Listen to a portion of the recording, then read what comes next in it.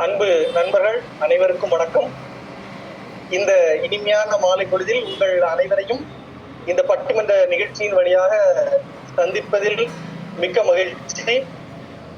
இந்த நிகழ்ச்சியை முறைப்படியாக தொடங்குவதற்கு முன் ஒரு சில ஒருங்கிணைப்பாளர்களுக்கு நன்றியை சொல்ல வேண்டிய தருணம் இது. ஏன் அப்படின்னா, இந்த நிகழ்ச்சி இன்னைக்கு இந்த நிமிடத்துல தொடங்கும் போதே ஏறத்தாழ 27 நண்பர்கள் இணைந்திருக்கிறாங்க. நல்ல சக்சஸ்ஃபுல்லா நடக்குது. இது எங்களுடைய 8வது இணையவழி பட்டிமன்றம் அப்படிங்கிற போதும் நிறைய மனிதர்கள் எங்களுக்கு இருந்து சப்போர்ட் பண்றாங்க. அப்படிங்கிற அந்த மனிதர்கள் அத்தனை பேருக்குமே நன்றி சொல்ல வேண்டிய சூழ்நிலை இருக்குது. அதுல தொடக்கத்துல இருந்தே எங்களோடு இணைந்து உதவி செய்து வரும் தமிழா கார்த்திக், இந்த நிகழ்ச்சிக்கான ஜூம் லிங்க் சப்போர்ட் பண்ணி கொடுத்த செல்வகுமார் சார், இதற்கான ப்ரௌசர்ஸ், எடிட்டிங்ஸ், பேக்ரவுண்ட் ஒர்க்ஸ், இந்த மாதிரி இதுக்கு பின்னாடி ஒரு மிகப்பெரிய குழுவே இயங்கிக்கிட்டு இருக்கு. அந்த குழுவில் முக்கியமான சிவகனி மேம், அருணகிரி சார், ஆண்டனி, இந்த மாதிரியான அத்துணை நல்ல உள்ளங்களுக்கும் முதற்கண் என்னுடைய நன்றியை உரித்தாக்கிக் கொள்கிறேன்.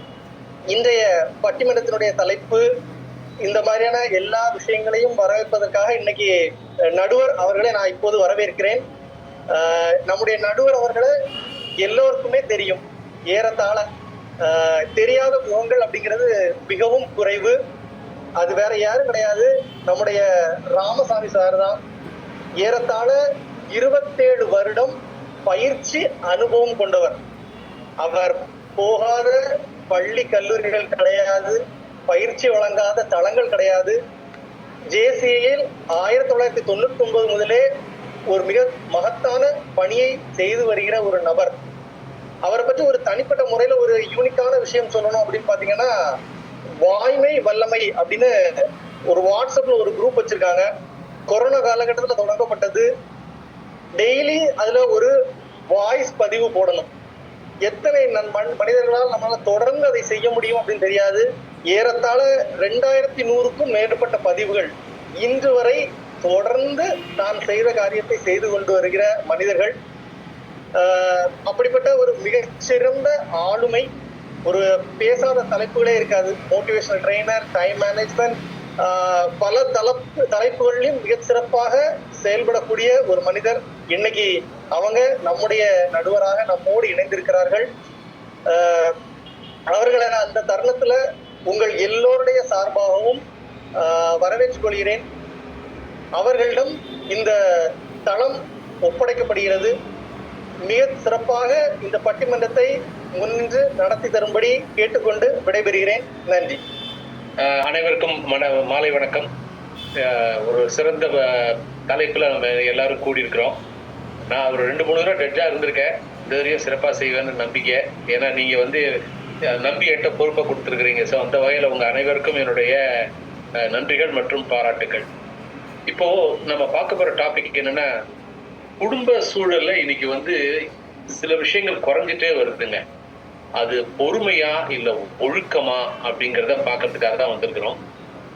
ரெண்டுமே இன்டர்லிங்க்டு தான். இதை சார்ந்து அது இருக்கு, அதை சார்ந்து இதை இருக்குங்கன்னா கூட நம்ம என்ன ஏதுங்கிறத நம்ம தெரிஞ்சுக்கிறதுக்கு ஒரு 3 பேரை பேச விட்டு சண்டை போட விட்டு அவங்கள்ட்ட இருந்து ஏதாவது பாயிண்ட்ஸ் கிடைக்குதா அப்படின்னு பாக்குறதுக்காக தான் வந்திருக்கிறோம். அந்த வகையில ஒழுக்கம் அப்படிங்கிற அணியில முதல்ல ஒழுக்கங்கிற அணியில முத்துலட்சுமிங்கிறவங்க பேசுறாங்க. அவங்க அறிவியலும் இலக்கியமும் சேர்ந்த கலவை. BSc physics, MA English literature, அதுக்கப்புறம் ஒரு பப்ளிஷிங் கம்பெனில ஒர்க் பண்றாங்க. தன்னுடைய குரல் மூலமா நிறைய கதைகள் சொல்லி பல விஷயங்களை செஞ்சுட்டு வராங்க. ஸோ அவங்க ஒழுக்கம்ங்கிற அணியில பேசுறாங்க. அடுத்தது அதே ஒழுக்கம் அணியில செல்வகுமார் இருக்காரு. அவர் காற்றாலை சம்பந்தமா நிறைய வச்சிருக்காரு. ஸோ நிறைய காத்து நம்ம எல்லாம் புயல்லாம் வரும் அப்படின்னு நம்புறோம். அவருடைய பேச்சுல பல ஆக்ரோஷமான சில விஷயங்களை சொல்லுவார் அப்படின்னு நான் நிச்சயமா நம்புறேன் ஒழுக்கம்ங்கிற தலைப்புல. அடுத்தது 3வது ஸ்னேகா. இவங்க ஆம்னிபஸ் அப்படிங்கிற ஒரு கம்பெனில ஸ்போக்கன் இங்கிலீஷ், போனிக்ஸ் அந்த மாதிரி சொல்லி தராங்க. She is also a writer, communicative English ட்ரெயினரா இருக்காங்க. ஸோ ஒழுக்கத்தை பத்தி ஒரு ட்ரெயினரா இருக்கிறவங்க எப்படி அப்படிங்கிறது நமக்கு தெரியும். கரெக்டான டயத்துக்கு எல்லாரையும் சொல்லி அவங்க டைம் மேனேஜ்மெண்ட் எடுக்கிறவங்க கரெக்டா அந்த டைத்துக்கு முன்னாடியே வந்துட்டாங்க. ஸோ அதனால அவங்க சொல்றதை தான் செய்வாங்கன்னு நாங்க நம்புறோம். இதை தாண்டி இல்ல பொறுமை அப்படிங்கிற அணியில பேசுறதுக்கு நம்மளுடைய குமரிராஜன் இருக்காரு, south Indian bank manager, PG குருகுலம்ல ட்ரெயினர். அவர் சொன்ன ஒரு விஷயம் வந்து நான் சொல்லாத ஒரு விஷயம் என்னன்னா, நாங்க நிக்கில் RMR பஞ்ச் ரீடர்ஸ் என்க்ளேவ்னு ஒரு இதுல புக் ரிவ்யூ பண்ணுவோம். அதுல தொடர்ந்து எங்களுக்கு சப்போர்ட் பண்ணிட்டே இருக்கிறார். ஸோ அந்த வகையில இந்த பட்டிமன்றத்தை வந்து பட்டிமன்றத்துடைய ஆணிவேர்னு பார்த்தா அவர் தான். ஸோ அந்த வகையில குமரிராஜனை இந்த நேரத்துல உங்கள் முன் அறிமுகப்படுத்துவது எனக்கு ரொம்ப சந்தோஷம். அதுக்கு அடுத்தது பொறுமை இல்லையா, அதனால அடுத்த பொறுமை யாருன்னு பார்த்தா இவங்க ஒரு ஆசிரியர், ஸ்கவுட்ல இருந்திருக்கிறாங்க, மேடை நிகழ்ச்சி தொகுப்பாளர், நிறைய கவிதைகள் எழுதுவாங்க. அன்னைக்கு நாங்க ஒரு ரிஹர்சல் பார்த்த அன்னைக்கே வந்து ரொம்ப ஹியூமரஸா பேசினாங்க, அப்படியே மடை திறந்து வந்தது. ஸோ அவங்க ஜானகி மேடம். அதுக்கு அடுத்தது வந்து பொறுமையில கடைசியா பேச போறது, கடைசியா நான் இன்ட்ரடியூஸ் பண்ண போறது அர்ச்சனா. இவங்க வந்து ஒரு கல்லூரி மாணவி, பொறுமை கல்லூரி மாணவி, ரெண்டும் வெவ்வேறு விஷயமா இருக்கிற மாதிரி இருக்கு. ஆனா அவங்க வந்து சிவகாசில இருந்து வந்திருக்கிறாங்க. அதனால நிறைய வானவேடிக்கைகள் காமிப்பாங்க அப்படின்னு நானும் நம்புறேன். ஸோ அந்த வகையில அந்த ஒழுக்கம் பொறுமை அப்படிங்கிற தலைப்புல பேசுறதுக்காக உங்க அனைவரையும் இந்த பட்டிமன்றத்துல ஆவலோட எல்லாரும் கேட்டுக்கிட்டு இருக்கிற உங்க அனைவரையும் வணங்கி மகிழ்கிறேன். ஸோ முதல்ல என்னதான் பொறுமைன்னு சொன்னா கூட ஒழுக்கம் அப்படிங்கிறது ஒரு முக்கியமான விஷயம். ஸோ அதை பத்தி பேசுறதுக்கு முத்துலட்சுமி மேடம் அழைக்கிறேன். அவங்களுக்கு வந்து 7 நிமிஷம் பேசலாம். 6 நிமிஷம் ஆன உடனே நான் ஆக அப்படின்னு சொல்லுவேன், அதை அவங்க புரிஞ்சுக்கணும். அதுக்கப்புறம் 1 நிமிஷம் பேசலாம். சரிங்களா? உங்களுடைய நேரம் துவங்குகிறது. வாழ்த்துக்கள். வாருங்கள் முத்துலட்சுமி மேடம். ஒழுக்கத்தை பத்தி என்ன, ஒழுக்கம் தான் குறையுதா அப்படின்னு நீங்க சொல்லுங்களேன். Thank you sir. அன்பெனும் உயிர் ஒளிர் அறிவே, அன்பெனும் உள்ளம் அமைந்த பேரொளியே, அகழ்வாரை தாங்கும் புவியே, செந்தமிழ் மொழியே, தேன் தமிழ் சுவையே, இங்கு கூடியிருக்கும் அவையே, அவையில் இருக்கும் பெருந்தகையே, உங்கள் அத்தனை பேரையும் வணங்கி தொடங்குகிறேன் என் தலைப்பில் இறங்கி. இன்றைய குடும்பங்களில் குறைந்து வரும் மதிப்பு ஒழுக்கமே. இதை நான் எப்படி சொல்வதென்றால், நம் உலகத்தார் அனைவராலும் போற்றி புகழப்படும் உலக பொதுமறையான நமது திருக்குறளில் அறத்துப்பாலில் ஒழுக்கமுடைமை என்று ஒரு தனி அதிகாரத்தையே படைத்து அதில் 10 குறள்களையும் படைத்திருக்கிறார் நம் திருவள்ளுவர். ஒழுக்கம் விழுப்பம் தரலான், ஒழுக்கம் உயிரினும் ஓம்பப்படும். இந்த உலகத்திலேயே மிக முக்கியமானது என்ன சார்? நமக்கு வந்து உயிரா பணமான்னு கேட்டா உயிர் தான். எல்லாத்தையும் விட உயிர் தான் சிறந்தது, மேன்மையானது சொல்லுவோம். அந்த உயிரை விட ஒண்ணு மேன்மையா இருக்கு அப்படின்னா அது ஒழுக்கம் தான். சோ ஒழுக்கம், அதை தான் உயிரினும் ஓம்பப்படும் வள்ளுவர் சொல்லியிருக்காங்க. உலகத்துல மிக உயர்வானது கல்வி. பிச்சை புகினும் கற்கை நன்றே அப்படின்னு சொல்லுவாங்க. ஆனா அந்த கல்வியை விட ஒழுக்கமே உயர்வானது அப்படிங்கிறதுக்கு ஆர்களி உலகத்து மக்களுக்கு எல்லாம் ஓதலின் சிறந்தென்று ஒழுக்கமுடைமை அப்படின்னு முதுமொழி காஞ்சியில சொல்லியிருக்காங்க. உப்பில்லா பண்டமும் ஒழுக்கமில்லா செயலும் குப்பைக்கு சமம் அப்படின்னு சான்றோர்கள் சொல்லியிருக்காங்க. இந்த மாதிரி ஒழுக்கமுடைமை குடிமை இழுக்கம் இழிந்த பிறப்பாய் விடும். ஒரு குடும்பத்துல ஒழுக்கம் உடையவரால் இருந்தாதான் அந்த குடும்பத்தையே வந்து ஒரு உயர்ந்த குடின்னு சொல்லுவாங்க. ஒழுக்கம் கீழிறங்கி காணப்பட்டுச்சுன்னா அந்த குடும்பத்தையே வந்து ஒரு ஒழுக்கம் தவறிய குடும்பமா, ஒரு இழிந்த குடும்பமா நம்ம சொல்லுவாங்க. இந்த மாதிரி திருக்குறள்ல திருவள்ளுவரே இப்படி சொல்லியிருக்காங்க. ஒழுக்கத்தின் எய்துவர் மேன்மை, இழுக்கத்தின் எய்துவர் எய்தா பழி.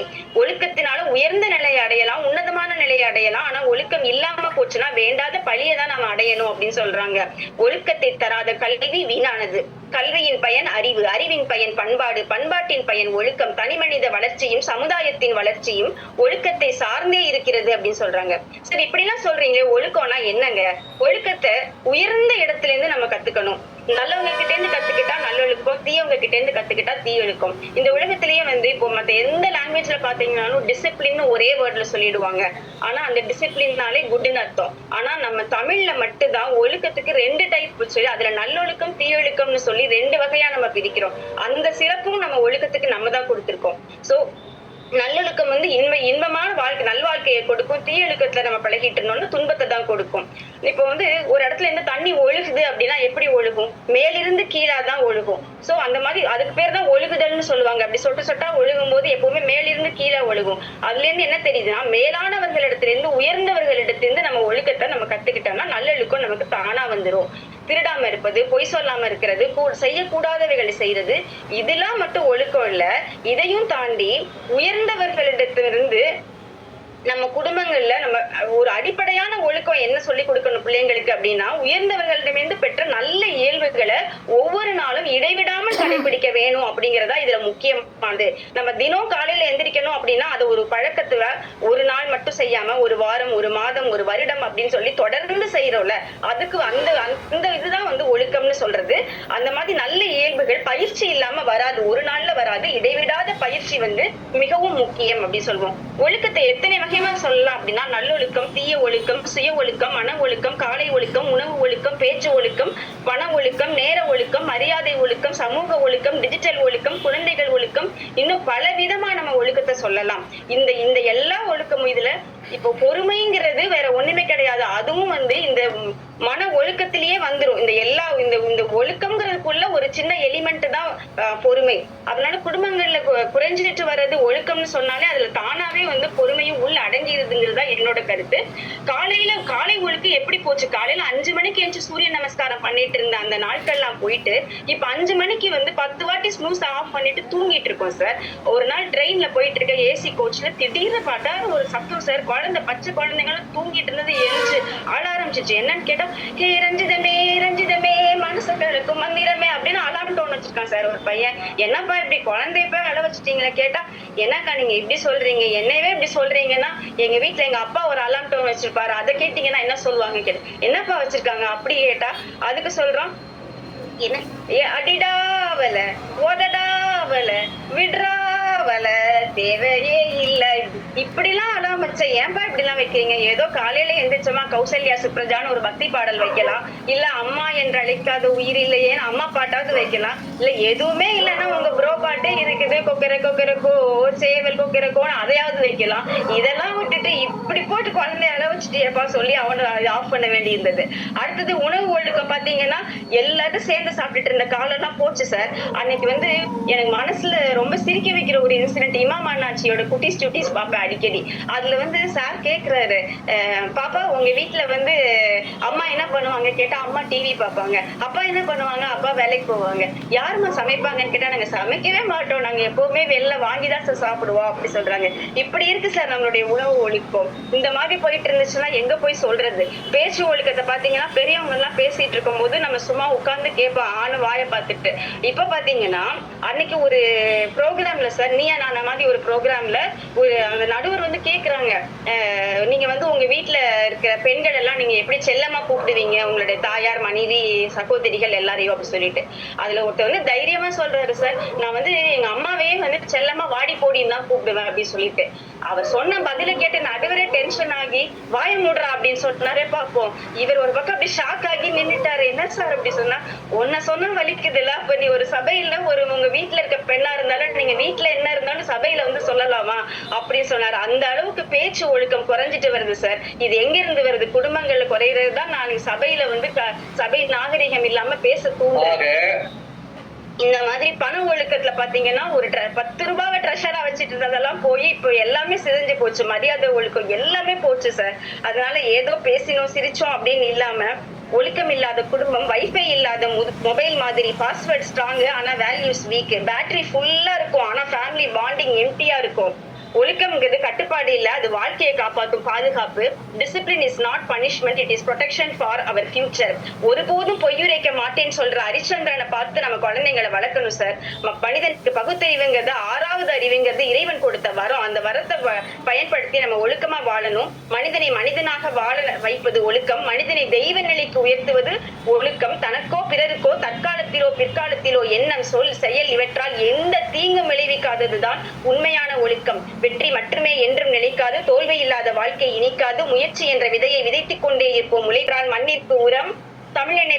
தமிழனாக பிறந்ததே ஒரு வரம், வணங்கி முடிப்பதே தமிழின் அறம், முடிவில் வணங்குவதே ஒழுக்கம், அதுவே என்றும் என் பழக்கம். குடும்பங்களில் ஆகவே குறைந்து வருவது ஒழுக்கமே என்று கூறி அமர்கிறேன். நன்றி. வாய்ப்புக்கு நன்றி அனைவருக்கும். அப்பா, அருவி மழை பெய்ஞ்சு ஓஞ்ச மாதிரி இருக்கு.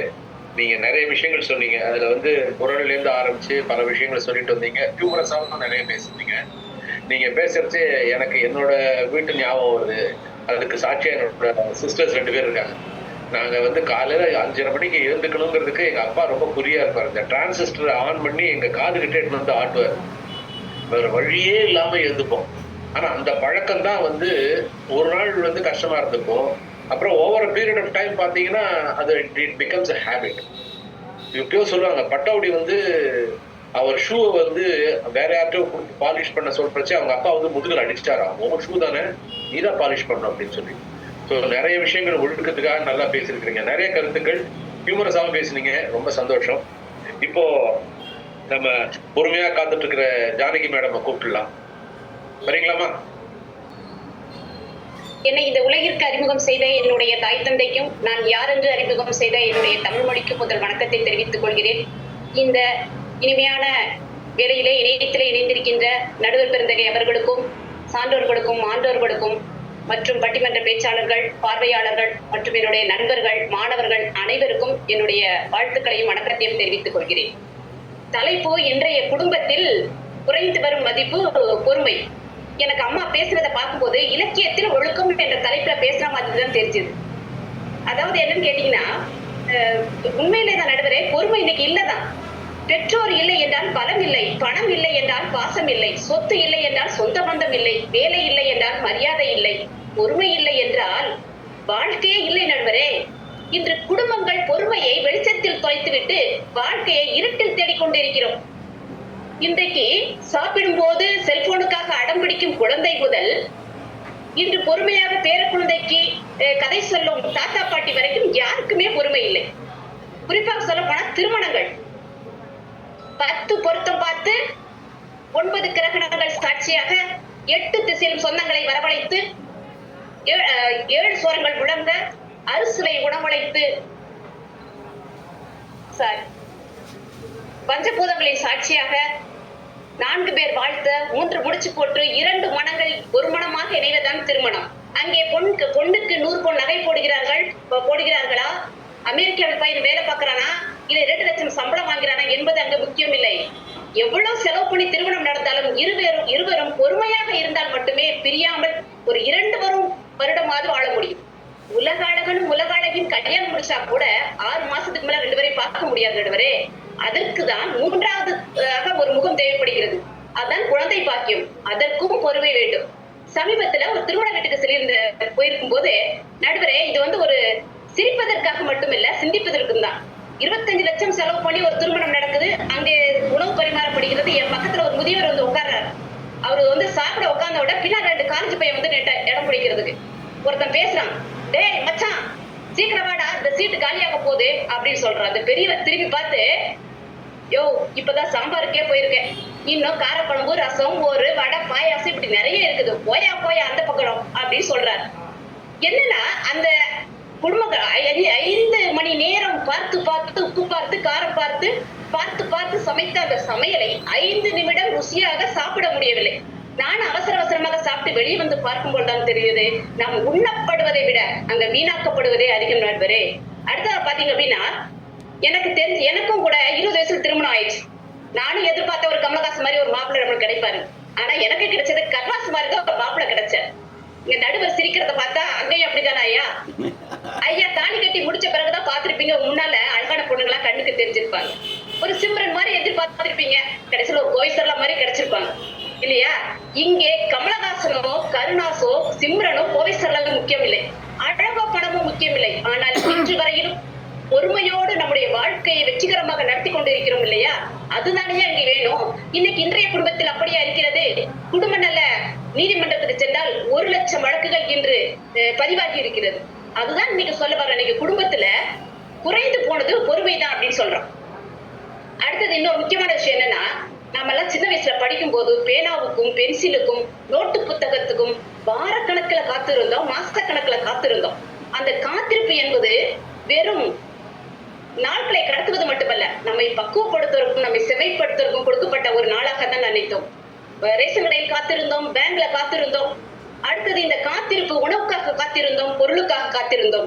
இந்த பசித்த வயிறும் கிடைக்காத பொருளும் அதனால் உடையாத மனமும் தான் நம்மளை இந்த பக்குவத்துக்கு கொண்டு வந்தது, பொறுமையை நமக்கு கற்றுக் கொடுத்தது. ஆனால் இன்று மாடர்ன் பேரண்டிங் என்ற நிலையிலே பிள்ளைகள் கேட்பதற்கு முன்னதாகவே அவர்களுக்கு தேவையில்லாத பொருளையும் ஆசைக்கும் தேவைக்கும் அதிகமாக கொடுத்து கொடுத்து எதை கேட்டாலும் கிடைத்துவிடும் என்ற மனநிலைக்கு நம் பிள்ளைகளை வளர்த்து கொண்டிருக்கிறோம். ஒரு கட்டத்தில் நம்ம நோ இல்லை என்று சொல்லும் பொழுது அவர்கள் அந்த கம்ஃபர்ட் ஜோன் வந்து சற்று விலகி டிஸ்கம்ஃபர்ட் ஜோனுக்கு வரும்போதே அவர்கள் எவ்வளவு விலையுந்த பொருளாக இருந்தாலும் எடுத்து உடைக்கும் அளவுக்கு இந்த பொறுமை இழந்து கொண்டிருக்கிறார்கள்.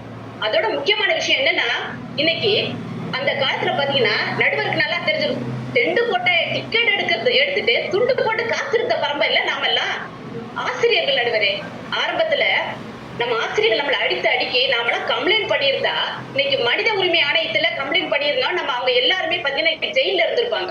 அந்த அடியெல்லாம் வாங்கிக்கிட்டு பொறுமையா படிச்சதுனாலதான் நம்ம இந்த இடத்துல இருக்கிறோம். அவங்க அடிக்காம விட்டு இருந்தா நாம ஜெயில இருந்திருப்போம். ஆனா இன்னைக்கு பிள்ளைகள் பள்ளி விட்டு வரும்போது கொஞ்சம் சும்மா அழுதுட்டு வந்தா கூட எந்த வாத்தியார் ஒண்ணு அடிச்சாரு அப்படின்னு பேரண்டே பொறுமை இல்லாம கேக்குறாங்க நடுவரே. ஆனா இது கொடுமை என்னன்னா, அன்று மாணவர்களாக இருப்பதற்கு பொறுமை தேவைப்பட்டது, இன்று ஆசிரியர்களாக இருப்பதற்கே பொறுமை தேவைப்படுகிறது.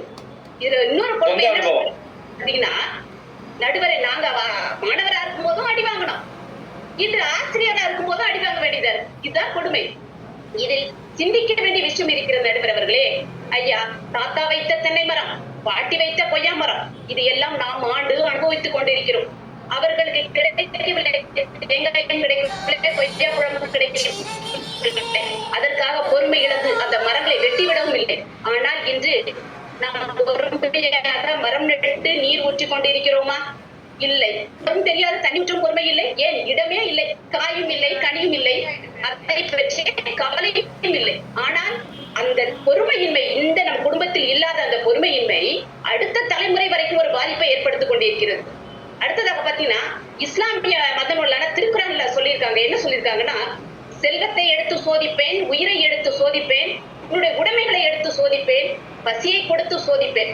இப்படி இக்கட்டான சூழ்நிலை அனைத்திலும் யார் ஒருவன் பொறுமையாக தன்னுடைய வாழ்க்கையை கையாளுகிறானோ அவனே வெற்றியாளன்.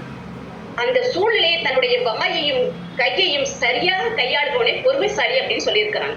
ஒரு குடும்பத்துக்கு குறைந்து கொண்டிருப்பது இன்று பணமோ பொருளோ இல்லை நடுவர் அவர்களே, இன்னைக்கு குறைந்து கொண்டிருப்பது பொறுமை மட்டும்தான். ஆகவே இந்த அடுத்த நொடி நிலையில்லாத நீங்களே சொல்லிட்டீங்க. ஆகவே அடுத்த நொடி நிலையில்லாத வாழ்க்கையில் நமக்கு கிடைத்த இந்த வாழ்க்கையை பொறுமையோடு, அன்பாகவும், ஆதரவோடும், மகிழ்வோடு வாழ வேண்டும். கடமையும் பொறுமையும் மனிதனை மனிதனாக்குவோம். தமிழை தமிழாகவே ஆள்வோம். பண்பட்ட புத்தகங்களை பிள்ளைகளுக்கு படிக்க கொடுப்போம். பொறுமையான அடுத்த தலைமுறையை உருவாக்குவோம். இன்று குடும்பங்களில் குறைந்து வருவது பணமோ புகழோ பொருளோ இல்லை நடுவர் அவர்களே, பொறுமை மட்டுமே குறைந்துள்ளது என்பதை சரியான தீர்ப்பை தாங்கள் தர வேண்டும் என்று கணம் கோட்டார் அவர்களை வணங்கி கேட்டுக்கொள்கிறேன். நன்றி, வணக்கம். நீங்க பாட்டுக்கு போறதே கல்யாணத்தை பத்தி எல்லாம் சொல்லிட்டு போயிட்டீங்க. நான் என்னோட அத்தை பொண்ணு தான் கல்யாணம் பண்ணிக்கிட்டேன். கல்யாணத்துக்கு முன்னாடி இருந்து நாங்க ஒருத்தருக்கு ஒருத்தர் ஒரு மாதிரி பிக்ஸ் பண்ணி அந்த மைண்ட் செட்டோட தான் இருந்தோம். இப்போ ஆயிடுச்சு, கல்யாணம் ஆகி ஒரு 37 வருஷம் ஆயிடுச்சு. ஏதாவது சொல்லிட்டீங்கன்னா எனக்கு ராத்திரி சாப்பாடு கிடைக்காதுங்க.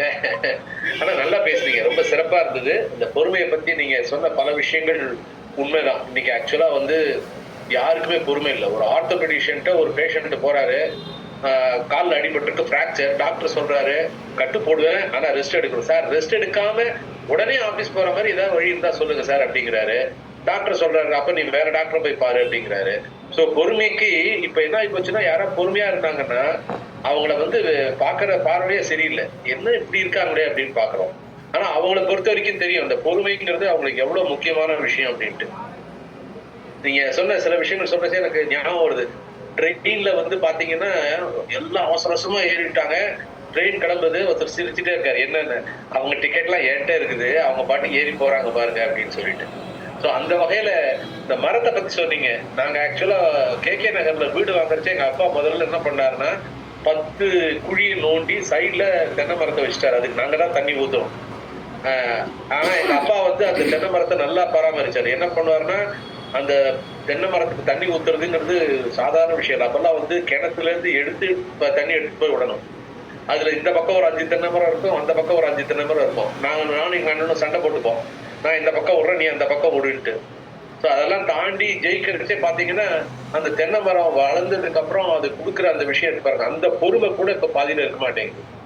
பொறுமைங்கிறது ஆக்சுவலா நம்ம சின்ன வயசுல பசங்களுக்கு சொல்லி தர வேண்டிய ஒரு விஷயம். நீங்க சொன்னீங்க பாருங்க, அந்த ஹாப்பி இப்ப மாடர்ன் பேரண்டிங்ல எல்லாருமே கேட்டதெல்லாம் வாங்கி கொடுத்துடுறோன்ட்டு. நான் வந்து ஸ்கூல்ல படிக்கிறச்சே எனக்குன்னு ட்ரெஸ் எப்ப எடுப்பாங்கன்னா தீபாவளி சமயத்துல தான் புது ட்ரெஸ் எடுப்பாங்க. யூனிஃபார்ம்லாம் எங்க அண்ணன் போட்ட பேண்ட், எங்க அண்ணன் போட்ட சட்டையை தான் போட்டுட்டு இருக்கக்கூடிய ஒரு சுச்சுவேஷன் இருந்தது. அதே மாதிரி அப்பெல்லாம் தீபாவளி சமயத்துல தான் வந்து பர்ச்சேஸ்லயே போவோம். இப்ப என்ன இப்போ இம்பல்சிவ் பையிங் கெப்பாசிட்டி வந்துருச்சு. 2 பேரும் ஒர்க் பண்றதுனால எல்லா நாடும் திருவிழா மாதிரியே இருக்கு. ஸோ நீங்க சொன்ன அந்த பொறுமை அப்படிங்கிறது ஒரு முக்கியமான விஷயமா சொல்லியிருக்கிறீங்க. நிறைய உங்களோட பேச்சுல நிறைய சொந்த அனுபவங்கள் நீங்க பார்த்த விஷயங்கள் எல்லாமே கார்லேட் பண்ணி சொல்லியிருந்தீங்க. ரொம்ப சிறந்த பதிவு, பாராட்டுகள். ஸ்னேகா மேடம் சரிங்களாமா?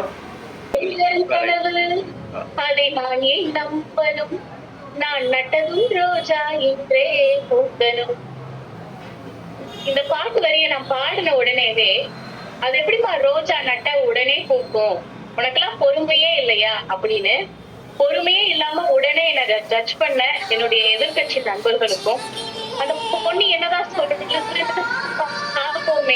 அது உரைய நிறைவு செய்யட்டும் அப்படின்னு பொறுமை அப்படின்ற ஒழுக்கத்தை பாதுகாத்திருக்கிற என் சக நண்பர்களுக்கும், இந்த ஒரு மீட்டிங்க ரொம்ப ஒழுங்கோட ஆர்கனைஸ் பண்ணி எனக்கும் ஒழுக்கம் இருக்கு அப்படின்னு முன்னுரையிலேயே தீர்ப்ப சொன்ன நடுவர் அவர்களுக்கும் என்னுடைய முதல்கண் வணக்கத்தை தெரிவித்துக் கொள்கிறேன். ஐயா, இன்னைக்கு எனக்காக கொடுக்கப்பட்ட தலைப்பு, இன்றைய குடும்பங்களில் அதிகம் குறைந்து வரும் மதிப்பு எது, ஒழுக்கமா பொறுமையா? இந்த தலைப்புல நான் உறுதியா நம்புறேன், ஒழுக்கம் தான் மிக முக்கியமானது அப்படின்னு சொல்லி. ஒரு குடும்பம் அன்பால உருவாகலாம், ஆனா அதே குடும்பம் நிலைத்து நிற்கணும் அப்படின்னா அதனுடைய அடிப்படை ஒழுக்கம் தான். ஒரு நிமிஷம் நம்ம எல்லாருமே சிந்திச்சு பார்க்கலாம். நம்ம வீட்டுல ஒழுக்கம் அப்படிங்கிறது இல்ல, அல்லது நம்ம போற பள்ளிக்கூடத்துல அலுவலகத்துல ஒழுக்கம் அப்படிங்கிற ஒரு பண்பு இல்லை அப்படின்னா என்ன ஆகும்? யாருமே நேரத்தை கடைபிடிக்க மாட்டாங்க, யாரும் மற்றவர்களை மதிக்க மாட்டாங்க, செலவுகள்ல கட்டுப்பாடு இருக்காது, பேசுற வார்த்தையில ஒரு எல்லை இருக்காது. இதோடைய முடிவு என்ன? குழப்பங்கள், சண்டை, புரிதல் குறைவு. ஒரு குடும்பம் சீராக நடக்கிறதுக்கு மட்டும் கிடையாது, நம்மளோட உடலை கூட எடுத்துக்கலாமே. ஒரு உடல்ல ரத்தம் இந்த அளவுதான் இருக்கணும், உங்க உடம்புல பிபி இந்த அளவு தான் இருக்கணும், உங்க உடல்ல இருக்கிற ஒவ்வொரு கவுண்டும் இந்த அளவு தான் இருக்கணும் அப்படின்னு ஒரு ஒழுங்கு இருக்குது இல்லையா? அதுதானே ஒழுக்கம். ஒழுக்கம் அப்படிங்கிறது ஒண்ணும் நம்மளுக்கு கிடைக்காத அல்லது காணக்கூடாத ஒரு பண்பு ஒண்ணும் இல்லை. ஒரு சீர் எதுவோ அதுதான் ஒழுக்கம். நான் ரொம்ப பொறுமையான ஆளு, அதனால எனக்கு மட்டும் பிளட் கவுண்ட் கொஞ்சம் பொறுமையாவே இருக்கட்டும் அப்படின்னு சொன்னா அவரு பொறுமையா ரெஸ்ட் இன் பீஸ்ன்னு சொல்லி அவர் வந்து ஒரு உயிரிழந்த ஒரு பண்டமா தான் இருக்கணும். இன்னைக்கு நம்ம பொறுமை அப்படின்னு சொல்லி சொன்ன உடனேவே இருக்கும். அப்போ பொறுமை என்ன அவசியம் இல்லையா? பொறுமை இல்லைன்னா எப்படி? நேரத்தை வந்து ஏதாவது எவ்வளவு அவசரமா பயன்படுத்துறாங்க அப்படின்னு சொல்லி சொல்றோம். உண்மைதான், நான் ஒத்துக்கிறேன். ஏன்னா நம்ம இன்னைக்கு வாழ்ந்துட்டு இருக்கிற உலகம் 2 minutes Maggi, readymade sari, 30 seconds shorts அப்படின்னு சொல்லி அறக்க பறக்க ஓடிட்டு இருக்கிற உலகம் தான்.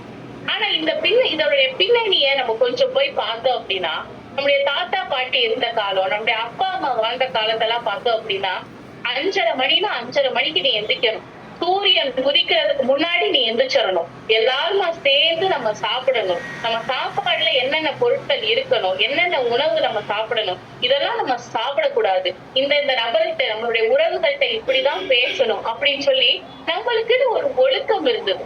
இப்படித்தான் வாழ வேண்டும் அப்படின்னு ஒரு ஒழுங்குமுறை இருக்கு.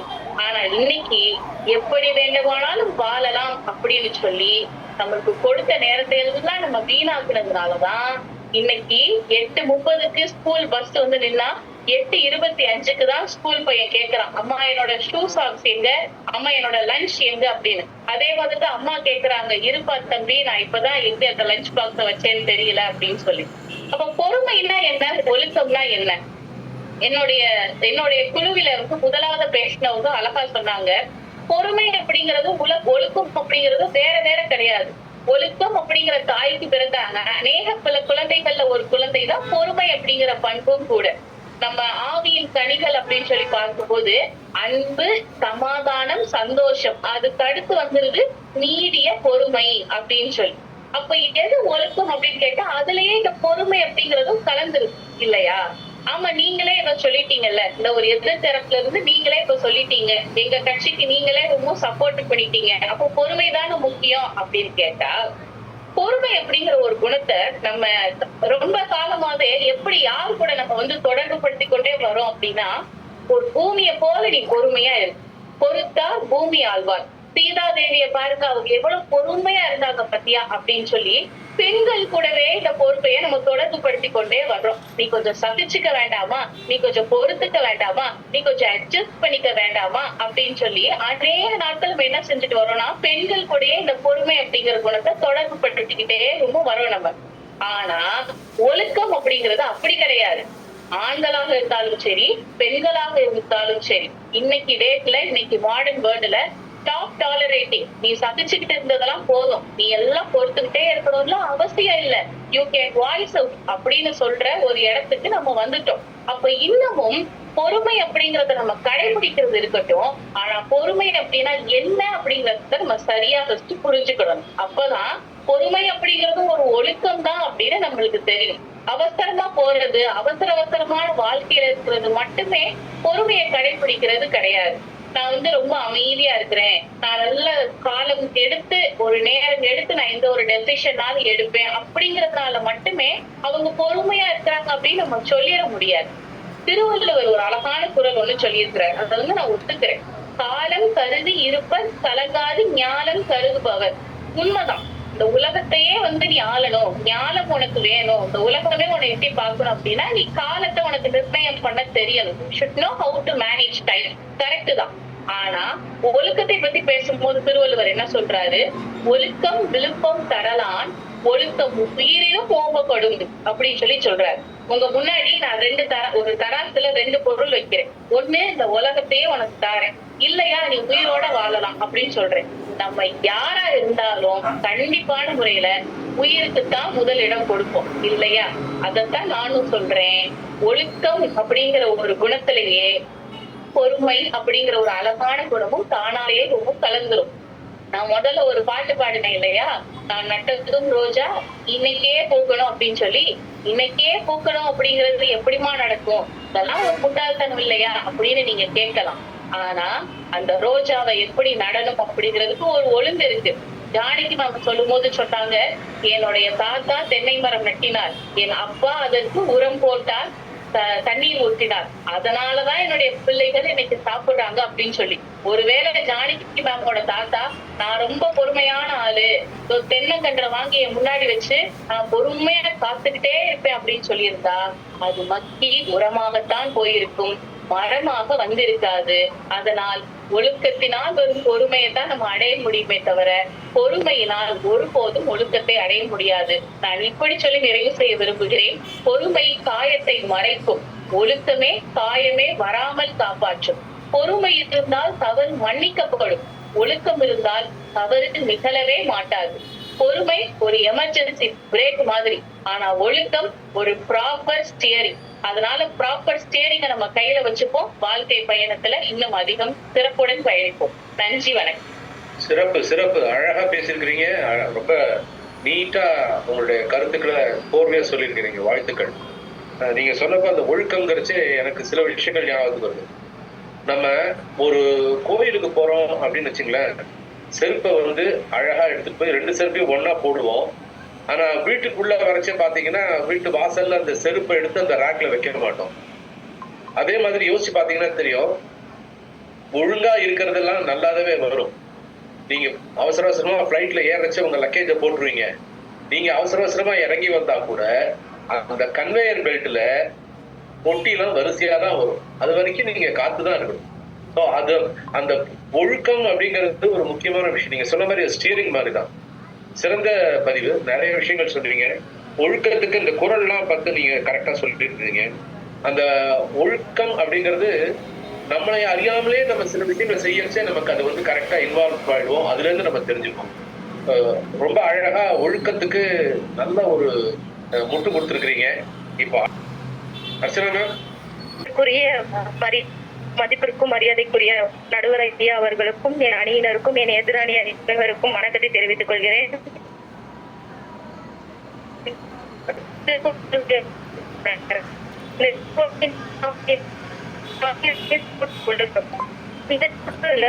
என்ன சொல்றாரு அப்படின்னு பாத்தீங்கன்னா, ஒரு மனிதனை நிலையான மனிதனாகவும் உயர்த்தி காட்டுறது பொறுமை தான். ஆனா இன்னைக்கு இந்த பொறுமையை தான் அன்றாட வாழ்க்கையில எல்லாரும் இழந்துகிட்டு இருக்கோம். இதை நம்ம குடும்பத்துல என்பதில் இருந்திருக்கோம் அப்படின்னு பாத்தீங்கன்னா, முதல்ல சாப்பாடு. நம்ம அனைவருக்கும் அடித்தளமா இருக்க சாப்பாடு தான். முந்தைய காலத்துலயும் இப்பயும் சரி, எல்லாருமே 6 மணிக்கு வேலைக்கு போயிட்டு வருவாங்க. வேலைக்கு போயிட்டு இருந்தாலும் சரி, 10 மணிக்கு வேலைக்கு போயிட்டு வந்தாலும் சரி, அவங்க குழந்தைங்களுக்கும் அவங்க வீட்டார்களுக்கும் அவங்களே தான் சமைச்சு தருவாங்க. ஆனா இப்ப அப்படி இல்ல. பொறுமையே இல்லாதனால எல்லாரும் ஆன்லைன்ல ஃபுட் டெலிவரி பண்ணிட்டு இருக்காங்க. இல்லையா, ஆன்லைன்லயும் பண்ண முடியலையா, எது ஈஸியா இருக்கு, குழம்பு, சாம்பார், ரசம் அப்படிலாம் வைக்கிறத விட்டு ஒரு 2 நிமிஷத்துல வைக்கிற மேகி இதெல்லாம் பண்ணி சாப்பிட்டுட்டு இருக்கோம். இது எதற்கும் இப்படி பண்ணிட்டு இருக்கோம்? பொறுமை கிடையாது. பொறுமை இழந்த காரணத்தால உடலுக்கு தீங்கு விளைவிக்கக்கூடிய அனைத்தையும் நம்ம எடுத்துட்டு இருக்கோம். முந்தைய காலத்துல நம்ம எல்லாருமே கூட்டு குடும்பமா இருந்துட்டு இருக்கோம். கூட்டு குடும்பமா இருந்தோம் அப்படின்னா, இப்போ எல்லாரும் ஒரு 5-6 பிள்ளைங்க இருக்க வீட்டுல அவங்களுக்கு 5-6 பிள்ளைங்களுக்கும் தனித்தனி ஏக்கர்கள் அவங்க அப்பா அம்மா சொத்து கொடுத்திருப்பாங்க. ஆனா வீடு என்னமோ ஒரு பெரிய வீடாதான் கட்டி கொடுத்திருப்பாங்க. ஏன் அப்படின்னா எல்லா பிள்ளைங்களும் சந்தோஷமா ஒரு வீட்டுல வாழணும்னு. ஆனா இப்ப பாத்தீங்கன்னா கூட்டு குடும்பம் தனி குடும்பமா வந்துட்டு இருக்கு. ஏன் அப்படி? பொறுமை கிடையாது. அண்ணன் தம்பிமார்களுக்குள்ள, அக்கா தங்கச்சிமார்களுக்குள்ள அவங்களுக்குள்ளே ஒரு சண்டை ஏற்பட்டு பொறுமை பொறுமை இழந்து கூட்டு குடும்பமும் தனி குடும்பமா மாறிட்டு இருக்கு. அது மட்டுமாங்கய்யா, இப்போலாம் சீரியல் பாக்குற அம்மாக்கள் கூட டெய்லி எப்படி பாத்தீங்கன்னா அந்த 6 மணிக்கு அப்படின்னா 6 மணிக்கு டிவி முன்னாடி இருப்பாங்க. ஆனா இப்ப அப்படி கிடையாது. இன்னைக்கு மிஸ் பண்ணாலும் கவலைப்படுறது இல்ல. நாளைக்கு நான் யூடியூப்ல பாத்துக்கிறேன். யூடியூப்ல கூட பார்த்தா பொறுமையா பாக்குறாங்க. பாத்தீங்களா, 2x 3x XX அப்படின்னு ஸ்பீட் எல்லாம் பாத்துட்டு இருக்காங்க. நம்ம இவ்வளவு இதுல நம்ம போயிட்டு இருக்கோங்கய்யா. அடுத்து முத்துலட்சுமி அம்மா சொன்னாங்க, ஒழுக்கத்தில் அடங்கியதுதான் பொறுமை அப்படின்னு சொல்லிட்டு இருந்தாங்க. ஒழுக்கத்தில் அடங்கியது பொறுமைதான். ஆனா அந்த ஒழுக்கம் எவ்வளவு பெரிய ஒழுக்கமான மனிதனாக இருந்தாலும் பொறுமையை இழந்தா அவன் ஒழுக்கமான மனிதன் யாருமே சொல்ல மாட்டாங்க. ஆனா அந்த பொறுமை தான் மிக மிக மிக முக்கியம் அப்படின்னு நான் சொல்றேங்க. இப்போ ஒரு மனுஷனை ஒரு தீரம் அப்படின்றது என்னன்னா, எல்லாரையும் ஒரு காக்கும் ஆயுதமா இருக்கணும். இந்த கோபம் அப்படின்னா எல்லாத்தையும் அந்த கோபம் தான் ஒரு மனுஷனை அது அப்படியே திருப்பி விடுது. இந்த கோபம் தான், அந்த பொறுமை இல்லாத காரணத்தாலதான் கோபம் எல்லாமே அப்படி வந்துட்டு இருக்குங்க. அப்போ என்ன, இப்போ முதல்ல இப்ப என்ன சொல்லுவாங்க அப்படின்னா, கல்யாணம் அப்படின்றது ஒரு 1000 காலத்து பயிர். அதனால இது என்ன பண்ணுவாங்க, பொறுமையா ஒரு 10 நாள் பேசி ஒரு 6 மாசம் கழிச்சு கல்யாணம் பண்ணுவாங்க. ஆனா கல்யாணம் பண்ணதுக்கு அப்புறம் இந்த மருமகன்மார்கள் இருக்காங்கல்ல, மாமனார் வீட்டுக்கு போனா சுடுதண்ணிய கால்ல ஊத்துன மாதிரி போன உடனே திரும்பிடுவாங்க. ஏன்னா அவங்களுக்கு பொறுமை கிடையாது. இப்படி எல்லாம் போயிட்டு இருக்குங்க. இப்போ நான் என்ன சொல்ல வரேன்னா, இன்றைய குடும்பங்கள்ல குறைந்து வருவது பொறுமை அப்படின்னு சொல்லி என்னோட வாய்ப்பளித்ததுக்கு நன்றி தெரிவித்துக் கொள்கிறேன் ஐயா. தேங்க்யூமா. நீங்க ஏதோ டிராவல் இருக்கீங்க போல் இருக்கு, அதனால உங்களால முழுசா அந்த நேரத்தை பயன்படுத்த முடியல. பரவாயில்ல, நல்ல கருத்துக்களை பேசுனீங்க, வாழ்த்துக்கள். நீங்க சொன்னீங்க அந்த பொறுமைன்னு சொல்றச்சு எனக்கு ஒரு படத்துல வடிவேலு காமெடி தான் ஞாபகத்துக்கு வரும். கோயில்ல பிரசாதம் கொடுப்பாங்க. வடிவேலு என்ன பண்ணுவாரு, எல்லாரையும் தள்ளி விட்டு அவர் என்ன பண்ணுவாரு, அந்த கம்பியில 2 கையை நீட்டிடுவாரு. நீட்டினதுக்கு அப்புறம் அவர் பிரசாதத்தை போட்டுருவாரு. பின்னாடி பசங்க 3 பேர் இருப்பாங்க, அவரோட அசிஸ்டன்ட். போங்கடா நான் சாப்பிடணும் அப்படிம்பாரு. நாங்க நீ எப்படி சாப்பிட்ற நான் பாக்குறேன் அப்படிம்பாரு. இவர் கையை எடுக்க முடியாது. அப்போ அழகா இவர் கையில வச்சிருந்த பிரசாதத்தை அவங்க பொறுமையா காத்ததுனால அழகா எடுத்து சாப்பிட்டுட்டு இவங்க சாப்பிட்ட வரைக்கும் அவர் கையுக்குள்ளேயே மாட்டிட்டு இருக்கோம். அப்புறமா தான் அவர் கையை எடுப்பார். சோ அவசரப்படுறச்சு நம்ம பல விஷயங்களை இழக்கிறோங்கிறதுல மாற்று கருத்தே கிடையாது. என்னோட லைஃப்ல நடந்த ஒரு இன்சிடென்ட். நாங்க சிஎம்சிக்கு ரெகுலரா மெடிசன் சப்ளை பண்ணுவோம். ஒரு தடவை ஃபோன் பண்ணி எனக்கு, சார் நிக்காட்டே ரிட்டார்ட் நாளைக்குள்ள வரலன்னா பிரச்சனை, உடனே ஏதாவது பண்ணுங்க அப்படிங்கிறாரு. அங்க ஃபோன் பண்ணி இங்க ஃபோன் பண்ணி ஸ்டாக்ஸ் எல்லாம் எடுத்தாச்சு. நேரா லாரி ஆபீஸ்க்கு போயிட்டு ஸ்டாக் எடுத்துட்டு போயிட்டு சிஎம்சில டெலிவரி பண்றதுக்காக திறந்து பாக்குறேன். அதுல முறுக்கு, சீடை இதெல்லாம் இருக்கு. அதை பார்த்த உடனே அந்த இவர் கேட்கிறாரு, என்னங்க முறுக்கு சீடெல்லாம் கொடுக்குறீங்க, மெடிசன் என்ன ஆச்சு அப்படின்னு. ஐயோ சாரி சார் அப்படின்னு சொல்லிட்டு அந்த பொட்டியை திரும்ப எடுத்துட்டு வந்தா செக் போஸ்ட்ல கேக்குறாரு, பொட்டி எடுத்துட்டு போயிட்டு திரும்ப எடுத்துட்டு வரீங்க என்ன சார், இதுல முறுக்கு வந்திருக்கு சார், அதனால அப்ப ஒரு பேக்கெட் எனக்கு கொடுங்க அப்படிங்கிறாரு. அப்புறம் அவர்கிட்ட ரிக்வஸ்ட் பண்ணிட்டு திரும்ப லாரி ஆபீஸ் போயிட்டு அப்புறம் எடுத்துட்டு மாத்தியாரு. சோ சில சமயம் நம்ம அவசரப்படுறச்சே என்ன ஆகுதுன்னா நிறைய விஷயங்கள் நம்ம மிஸ் பண்றோம். அதான் சொல்லுவாங்க, பதரும் காரியம் சிதறும் அப்படிம்பாங்க. அவசரத்துல அண்டால கை உள்ள போகாதும்பாங்க. அந்த வகையில நீங்க பொறுமையை பத்தி ரொம்ப அழகா பேசிருக்கிறீங்க. இப்போ இல்ல ஒழுக்கம் தான் அப்படிங்கறத பத்தி பேசுறதுக்கு காற்றாலை அந்த இடத்துல இருந்து வராரு. அவருக்கு தெரியும் அந்த காற்றாலை மிஷின்லாம் பாத்தீங்கன்னா எவ்வளவு பெருசு. இந்த உடுமல்பேட் சைட்ல நான் நிறைய பார்த்திருக்கேன். அதை வச்சு ட்ரக்ல எடுத்துட்டு போறதே வந்து ரொம்ப கேர்ஃபுல்லா எடுத்துட்டு போவாங்க. அவர் வந்து ஒழுக்கத்தை பத்தி என்ன சொல்றாருன்னு நானும் கேட்கறதுக்கு ஆவலா இருக்கேன். Sir, your time starts now. நல்லாரை காண்பதும் நன்றே, நலமிக்கு நல்லார் சொல் கேட்பதும் நன்றே, நல்லார் குணங்கள் உரைப்பதும் நன்றே, நல்லாரோடு இணை இருப்பதும் நன்றே. நடுவர் ஐயா அவர்களுக்கும் என்னுடன் சேர்ந்து பேசியிருக்கின்ற அனைத்து பேச்சாளர்களுக்கும் என்னுடைய முதற்க நன்றி கலந்த வணக்கங்களை கூறிக்கொண்டு என்னுடைய உரையை ஆரம்பிக்கிறேன். ஐயா, இப்போ நான் இங்க பேச வர்றது என்னன்னா, நம்ம தலைப்பு என்னன்னா, குடும்பத்துல இன்னைக்கு குறைஞ்சிட்டு வர்றது ஒழுக்கமா பொறுமையா அப்படின்றது. நாங்க என்ன சொல்ல வரோம்னா, பொறுமைன்றது ஒரு ஒழுக்கம் தான். ஏன்னா பொறுமை வந்து ஒரு ஒழுக்கத்தோட உள்பகுதி அப்படின்னு சொல்றோம். நம்ம அம்மா ஜானகி அம்மா பேசும்போது கூட நிறைய விஷயம் பேசினாங்க. ஒரு பந்திக்கு போனா வந்து பந்தியில வந்து அந்த பசங்களுக்கு அவசரம், பெரிய ஆள் இருக்கிறாங்க, அவங்களுக்கு கூட எந்திக்கிற அவசரமா எந்திக்க வர வச்சுட்டு அந்த பசங்க உட்காந்து சாப்பிடறதுக்கு அவசரம் காட்டுறாங்க, பொறுமை இல்லை. அதைத்தான் அவங்க சொல்றோம். அதைத்தான் வந்து முத்துலட்சுமி அம்மா சொன்னாங்க. அந்த உணவு பொறுமை ஒரு ஒழுக்கம் சார்ந்த ஒழுக்கத்தோட பொறுமை.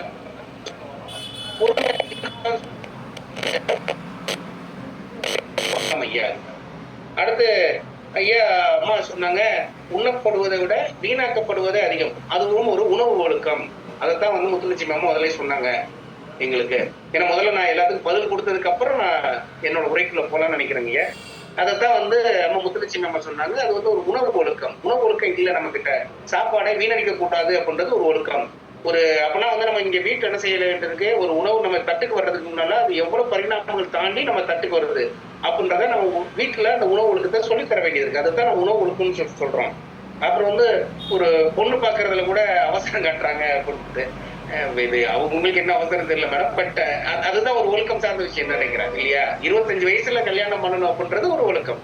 அதை வந்து நம்ம பிள்ளைங்களுக்கு அந்த வயசுல அதாவது நடக்கும்பா அப்படின்னு சொல்லி வளர்த்துட்டோம் அப்படின்னா அவங்க அவசரப்பட போறதுல நல்ல பொண்ணு. இப்ப நீங்க சார் விஷயத்துல ஃபீல் பண்ற மாதிரி அந்த மாதிரியான ஒரு சங்கடமான ஒரு சூழ்நிலை வராதுன்றதுதான் நாங்க வந்து அந்த ஒழுக்கத்தை நாங்க வீட்டுல இருந்து சொல்லித்தரோம் அப்படின்னு சொல்றோம். அப்புறம் பாத்தீங்கன்னா நீங்க குடும்ப நீதிமன்றங்கள்ல இன்னைக்கு வந்து நிறைய ஆணும் பெண்ணும் போய் அங்க போய் நிக்கிறாங்க அப்படின்னா நம்ம என்ன பண்புகளை ஒழுக்கம் சொல்லி பொறுமை. அதுல வந்து பொறுமை இல்லைன்னு சொல்றீங்க. பொறுமை சார்ந்து ஒரு சகிப்புத்தன்மை வேணும், ஒரு ஒத்து போகிற மனப்பான்மை வேணும், ஒருத்தருக்கு ஒருத்தர் விட்டு கொடுத்து பழகிறதுக்கான மனப்பான்மை வேணும், பெரியவங்க வந்து மதிச்சு பழகணும், பெரியவங்க முதல்ல வாய்ப்பு கொடுத்து சின்ன இதெல்லாம் வந்து எல்லாமே வந்து ஒரு சுதந்திரம், ஒரு பேச்சு சுதந்திரம் சார்ந்த ஒரு ஒழுக்க வழக்கங்கள். இது வந்து நம்ம குடும்பத்துல இருந்து கொண்டு வரணும் அப்படின்னு நம்ம சொல்றோம். அப்புறம் பாத்தீங்கன்னா பிள்ளைங்களுக்கு எல்லாத்துலயும் அவசரம் இருக்குன்னு சொல்றோம். அதை வந்து அதையும் நான் திரும்ப அதான் சொல்றேன். பிள்ளைங்களுக்கு அப்புறம் வாங்கி கொடுக்கறது யாரு? நம்ம தானே வாங்கி கொடுக்குறோம். கேட்ட உடனே எல்லாத்தையும் வாங்கி கொடுத்து அந்த புள்ள வந்து அடுத்தடுத்து வந்து வேண்டதை கேட்டுக்கிட்டே தானே இருக்கும். அப்படின்னா முதல்ல சொல்லணும், இல்ல நீ வந்து ஒரு விஷயம் வேணும்னா எனக்கு 2 நாளைக்கு முன்னால அப்படின்னா நேர ஒழுக்கம். எனக்கு வந்து நாளைக்கு ஸ்கூலுக்கு ஃபீஸ் கட்டுறது, ஒரு வாரத்துல ஃபீஸ் கட்டணும் அப்படின்னா ஒரு வாரத்துக்கு முன்னால சொல்லி எப்ப அந்த மாதிரி ஒரு வாரத்துல எனக்கு அடுத்த வாரம் ஃபீஸ் கட்டணும் அப்படின்னா நேர ஒழுக்கத்தை வந்து சொல்லிக் கொடுக்க வேண்டியது இருக்கு. அதான் நம்ம முத்துலட்சுமி அம்மா வந்து முதலே சொன்னாங்க. அடுத்து இன்னைக்கு என்னன்னா, அன்னைக்கு மாணவர்களுக்கு பொறுமை இருந்துச்சு, பொறுமை தேவைப்பட்டுச்சு. ஆனா இன்னைக்கு வந்து ஆசிரியர்களுக்கு தான் பொறுமை தேவைப்படுது அப்படின்னு சொல்றோம். அப்புறம் இது பெற்றவங்களுக்கு வந்து அந்த ஒழுக்கம் அப்படின்ற அந்த விஷயம் பிள்ளைங்களுக்கு சொல்லிக் கொடுக்கல. வாத்தியார் சொல்றதுதான் சரி. நீங்க வாத்தியார் அப்படின்னா பெற்றவங்களுக்கு எந்த ஒழுக்கம் தேவைப்படுது? முதல்ல நாம இங்க வீட்டுல கண்டிக்க முடியாது. அப்படின்னா ஆசிரியர்கள் கண்டிக்கக்கூடிய சுதந்திரத்தை கொடுக்கணும் அப்படின்ற அந்த ஒரு நிதான போக்கு, அந்த ஒரு ஒழுக்கம் வந்து பெற்றவங்களுக்கு வர வேண்டியது. இதைத்தான் நாங்க ஒழுக்கம் அப்படின்னு சொல்ல வரோம். அப்படி இங்க குறைஞ்சிக்கிட்டு இருந்தது என்னது? ஒழுக்கம் குறைஞ்சிட்டு இருக்கு. அன்னைக்கு வந்து இப்ப ஐயா அவங்க திரும்ப காமராஜ் ஐயா இருக்காங்க, ராமசாமி ஐயா இருக்காங்க, நீங்களும் வாத்தியாரா இருக்கிறீங்க. நீங்க அன்னைக்கு காலத்துல படிக்கும் போது பிள்ளைங்களை பெரம்பால் அடிச்சிங்க, இல்லாட்டி வந்து சென்னி இப்படி பிடிச்சி இழுக்கிறதா இருக்கட்டும், கொட்டுறதா இருக்கட்டும், இந்த தண்டனைகள் வந்து கொடுக்கும்போது பிள்ளைங்களுக்கு ஒரு நான் வீட்டுல பயப்படணும்னா கூட நான் ஆசிரியர்களுக்கு பயப்படணும் அப்படின்ற ஒரு தேவை இருந்துச்சு. இன்னைக்கு அந்த தேவையை குறைச்சது என்னது? குடும்பத்துல நம்ம அந்த ஒழுக்கமான ஒரு வளர்ப்பை வந்து நம்ம பெற்றவங்க நம்ம பிள்ளைக்கு செல்ல பிள்ளை. ஏன்னா அன்னைக்கு வந்து 5 பிள்ளைங்க 6 பிள்ளைங்க இருந்தாங்க. அதனால வந்து என்ன பண்ணாங்கன்னா, ஓகே வாத்தியாராவது கட்டிச்சு வளர்த்துட்ட பண்ணுவாங்க. இன்னைக்கு வந்து ஒரே ஒரு பிள்ளை வச்சிருக்கோம், நான் வச்சிருக்கிறது ஒண்ணு, அதையே நான் செல்லம் வளர்க்கணும்னு சொல்றேன். அந்த ஒரு குறுகிய மனப்பான்மை வந்து ஒரு குடும்பத்துக்குள்ள இருக்கிற குறுகிய மனப்பான்மை இன்னைக்கு என்ன பண்ணிருக்கு அப்படின்னா, குழந்தைய எது சரி எது தவறுன்னு புரிதல் இல்லாத ஒரு அளவுக்கு ஒரு குழந்தைய வளர்க்குற அளவுக்கான ஒரு சமூக சூழலுக்கு தள்ளி இருக்கு நம்மள. இதுல நான் சொல்றது என்னன்னா, ஒரு குடும்பம் அப்படின்றது பாத்தீங்கன்னா ஒரு சமூகத்துக்கான ஒரு ஏஜென்ட் மாதிரி. இந்த ஒரு சமூகம் ஒரு சரியா இருக்கணும், இந்த சமூகம் ஒரு கட்டமைப்போட இருக்கணும் அப்படின்னா அது குடும்பத்துல இருந்து ஆரம்பிக்கணும். அப்புறம் அந்த குடும்பம் என்ன பண்ண வேண்டியது இருக்கு? எல்லா விஷயத்தையும் பண்ண வேண்டியது இருக்கு. ஒரு கூட்டு மனப்பான்மையை சொல்லிக் கொடுக்க வேண்டியது, அது ஒரு ஒழுக்கம். ஒரு கூட்டு மனப்பான்மை. அந்த குடும்பம்ன்றது நீயும் நானும், அப்பா அதை நானு, என் மனைவி, என் பிள்ளை அப்படின்றது மட்டும் இல்லை. குடும்பம் அப்படின்றது என் கூட பிறந்தவங்க, அவங்க பிள்ளைங்க, மனைவி கூட பிறந்தவங்க, அவங்க பிள்ளைங்க, இந்த சொந்தம் எல்லாம் சேர்ந்தது நம்ம எல்லாரும் சேர்ந்த குடும்பம் அப்படின்ற ஒரு எண்ணத்தை வந்து விதைக்கணும். இது ஒரு ஒழுக்கம் அப்படின்றத சொல்ல வரோம். இந்த அப்படின்னா இந்த பேச்சு ஒழுக்கம், நினைவு ஒழுக்கம், ஒரு கருத்து ஒழுக்கம் அப்படின்றதான் சொல்ல வரோம். அடுத்து பெரியவர்களை மதித்தல். அன்னைக்கு பாத்தீங்கன்னா சாதாரணமா ஏதாச்சும் ஒரு நிகழ்ச்சி, ஒரு விழா நடக்குது அப்படின்னா நம்ம பெரியவங்க காலில், குறைஞ்சபட்சம் அப்பா அம்மா காலில் விழுந்து ஒரு 5 ரூபாய் கூட கொடுப்பாங்க. ரொம்ப பெருசா இல்லை. இன்னைக்கு வந்து 500 ரூபாய் 1000 ரூபாய் எதிர்பார்க்கிறோம். பட் ஆனா வந்து அன்னைக்கு வந்து காலில் விழுந்தோம்னா ஒரு 5 ரூபாய் கொடுப்பாங்க. அந்த 5 ரூபாய் கொடுக்கறதுக்காக இல்லை, ஆனா வந்து காலில் விழுந்து அன்னைக்கு நல்ல ஆசீர்வாதம் வாங்கணும்ன்றது ஒரு ஒழுக்கம் இருந்துச்சு. இன்னைக்கு அந்த ஒழுக்கம் எங்க இருக்கு? இன்னைக்கு பையன் வந்து அப்பாவை பார்த்து பேசுறது இல்லை, அப்பாவை கூப்பிடுறதுக்கு பிள்ளைங்க வந்து சங்கடப்படுறாங்க. இது இந்த ஒரு என்ன சொல்றது, இந்த ஒரு சமூக அமைப்பு, இந்த ஒரு குடும்ப அமைப்பை நோக்கி தள்ளுனது யாரு அப்படின்னா அந்த ஒழுக்கம். நாம கத்துக்கிட்ட ஒழுக்கத்தை நம்ம அடுத்த தலைமுறைக்கு நம்ம கடத்தலைன்றது வந்து ஒரு பெத்தவங்கள அங்க நம்ம ஒழுக்கத்தை நம்ம விட்டு கொடுக்குறோம் அப்படின்னு சொல்லுவாங்க. அப்புறம் வந்து பாத்தீங்கன்னா ஒரு தனிப்பட்ட ஆசைகளை விட நமக்கு வந்து சமூகம், கடமை, உறவு முறை அப்படின்றதுக்குலாம் முக்கியத்துவம் கொடுக்கணும் அப்படின்றத நமக்கு சொல்லி வளர்த்தாங்க. இப்ப அந்த ஒழுக்கம் இன்னைக்கு வீட்டுல இருக்கா? இல்ல. என் வேலையை நான், அதாவது என் பிள்ளைக்கு என்ன தெரியும், நான் படிச்சு நான் வேலை பார்க்குறேன், 2 பேரும் ஆளுக்கு ஒரு வேலையை பார்க்கலாம், வேலையை பார்த்து நம்ம நல்லபடியாக சம்பாதிக்கலாம், வீடு கட்டலாம், நகை சேர்த்துக்கலாம், பிள்ளைங்க 4 பொண்ணு வந்து இருக்கிறதுக்கு தேவை எல்லாத்தையும் செஞ்சு வைக்கலாம். ஆனா அந்த பிள்ளைங்க வீட்டுல என்ன பண்ணிருக்கு நமக்கு தெரியாது. எனக்கு வீட்டுல நல்ல ஒரு பெரிய டிவி வாங்கி வச்சிடறோம், நல்ல கேட்ஜெட்ஸ் வாங்கி கொடுத்துறோம், பிள்ளைங்க தனி பிரைவேட் இருக்கிற ஒரு மொபைல் வாங்கி கொடுத்துறோம், அது எல்லாத்தையும் யூஸ் பண்றதுக்கு வைஃபை, அன்லிமிட்டட் வைஃபை போட்டு கொடுத்துறோம். அப்புறம் இதெல்லாம் செஞ்சு கொடுத்ததுக்கு அப்புறம் என் பிள்ளை ஒழுக்கமா வளரணுன்றதை நான் எப்படி எதிர்பார்க்க முடியும்? அப்படின்னா இங்க ஒழுக்கம் வந்து பிள்ளைங்க வளரும் போது அவங்களுக்கு தேவையான ஒழுக்கத்தை இப்படிதான் இருக்கணும்ன்ற கத்துக் கொடுக்க வேண்டிய ஒழுக்கம், அந்த பொறுப்பு வந்து பெற்றவங்களுக்கு இருக்கு அப்படின்றத சொல்றோம். அடுத்து ஒரு குடும்பத்துக்குள்ள ஒரு உறவு முறை அப்படின்றது, ஒரு உறவுகள் வளரணும் அப்படின்னா அது வந்து முக்கியமானது தமிழர்களோட பண்பாடு விருந்தோம்பல். இந்த விருந்தோம்பல்ல எந்த அளவுக்கு வந்து நம்ம ஒழுக்கத்தோட நடந்துக்கிறோம். ஒரு மறுபடியும் ஒருத்தவங்க நம்ம வீட்டுக்கு வந்ததுக்கு அப்புறம் திரும்ப அவங்க வர்றதுக்கான ஒரு வாய்ப்புகளை உருவாக்கக்கூடிய ஒரு குடும்ப அமைப்பு இன்னைக்கு நம்ம வச்சிருக்கோம். அப்ப அந்த ஒழுக்கத்தை வந்து விட்டு கொடுத்தது யாரு? நாம விட்டு கொடுத்தோம். அப்புறம் அறநெறி சார்ந்த ஒரு வாழ்க்கை. அறநெறி சார்ந்த வாழ்க்கையில வந்து நம்ம மகாபாரதத்துல சொல்ற மாதிரி தியாகம் தான் இருக்கிறதுல பெரிய வீரம் பண்றோம். அப்ப ஒரு குடும்பம் ஒரு நல்லபடியாக, ஒரு குடும்பம் நல்லா இருந்தா தான் சமூகம் நல்லா இருக்கும், சமூகம் நல்லா இருந்தா அந்த நாடு நல்லா இருக்கும். அப்படின்னா இந்த குடும்பத்துல இருந்து தான் ஒரு நாட்டோட ஒற்றுமை, ஒரு நாட்டோட சரியான விஷயங்கள். அப்படின்னா இந்த ஒழுக்கம் அப்படின்றது நம்ம ஏதோ ஒரு தவறான பழக்கங்களை மட்டுமே நல்லொழுக்கம், தீயொழுக்கம் அப்படின்றத தாண்டி நிறைய விஷயம் நம்மளோட வாழ்க்கை நடைமுறைகள்ல இருக்கிற விட்டு போன சில ஒழுக்கங்கள் இருக்கு. அந்த ஒழுக்கங்களை நம்ம பார்க்கணும் அப்படின்னு சொல்றேன். இதுல திருவள்ளுவரோட 2 குறளை நான் சொல்லி என்னோட உரை முடிக்கலாம்னு நினைக்கிறேங்க ஐயா, அதுக்கு உங்களோட அனுமதியோட. அது ஒழுக்கத்தின் எய்துவர் மேன்மை, இழுக்கத்தின் எய்துவர் ஈதா பழி. அப்படின்னா ஒழுக்கத்தாலதான் எல்லாரும் மேன்மை அடைகிறாங்க. ஒழுக்கம் இல்லை அப்படின்னா அடையத்தகாத பணியை வந்து அடைவார்கள் அப்படின்ற ஒரு திருக்குறள் சொல்லியிருக்காங்க. 2வது வந்து பாத்தீங்கன்னா, இதுதான் நான் என்னோட உரைக்கு சம்பந்தமான ஒரு குறளா நான் பார்க்கிறேன். உலகத்தோடு ஒட்ட ஒழுகல் பலகற்றும் கல்லார் அறிவில்லாதவர், உலகத்தாரோடு பொருந்தி ஒழுகும் அறியாதவர், பல நூல்களை கற்றிருந்தாலும் அறிவில்லாதவரே அப்படின்னு திருக்குறள்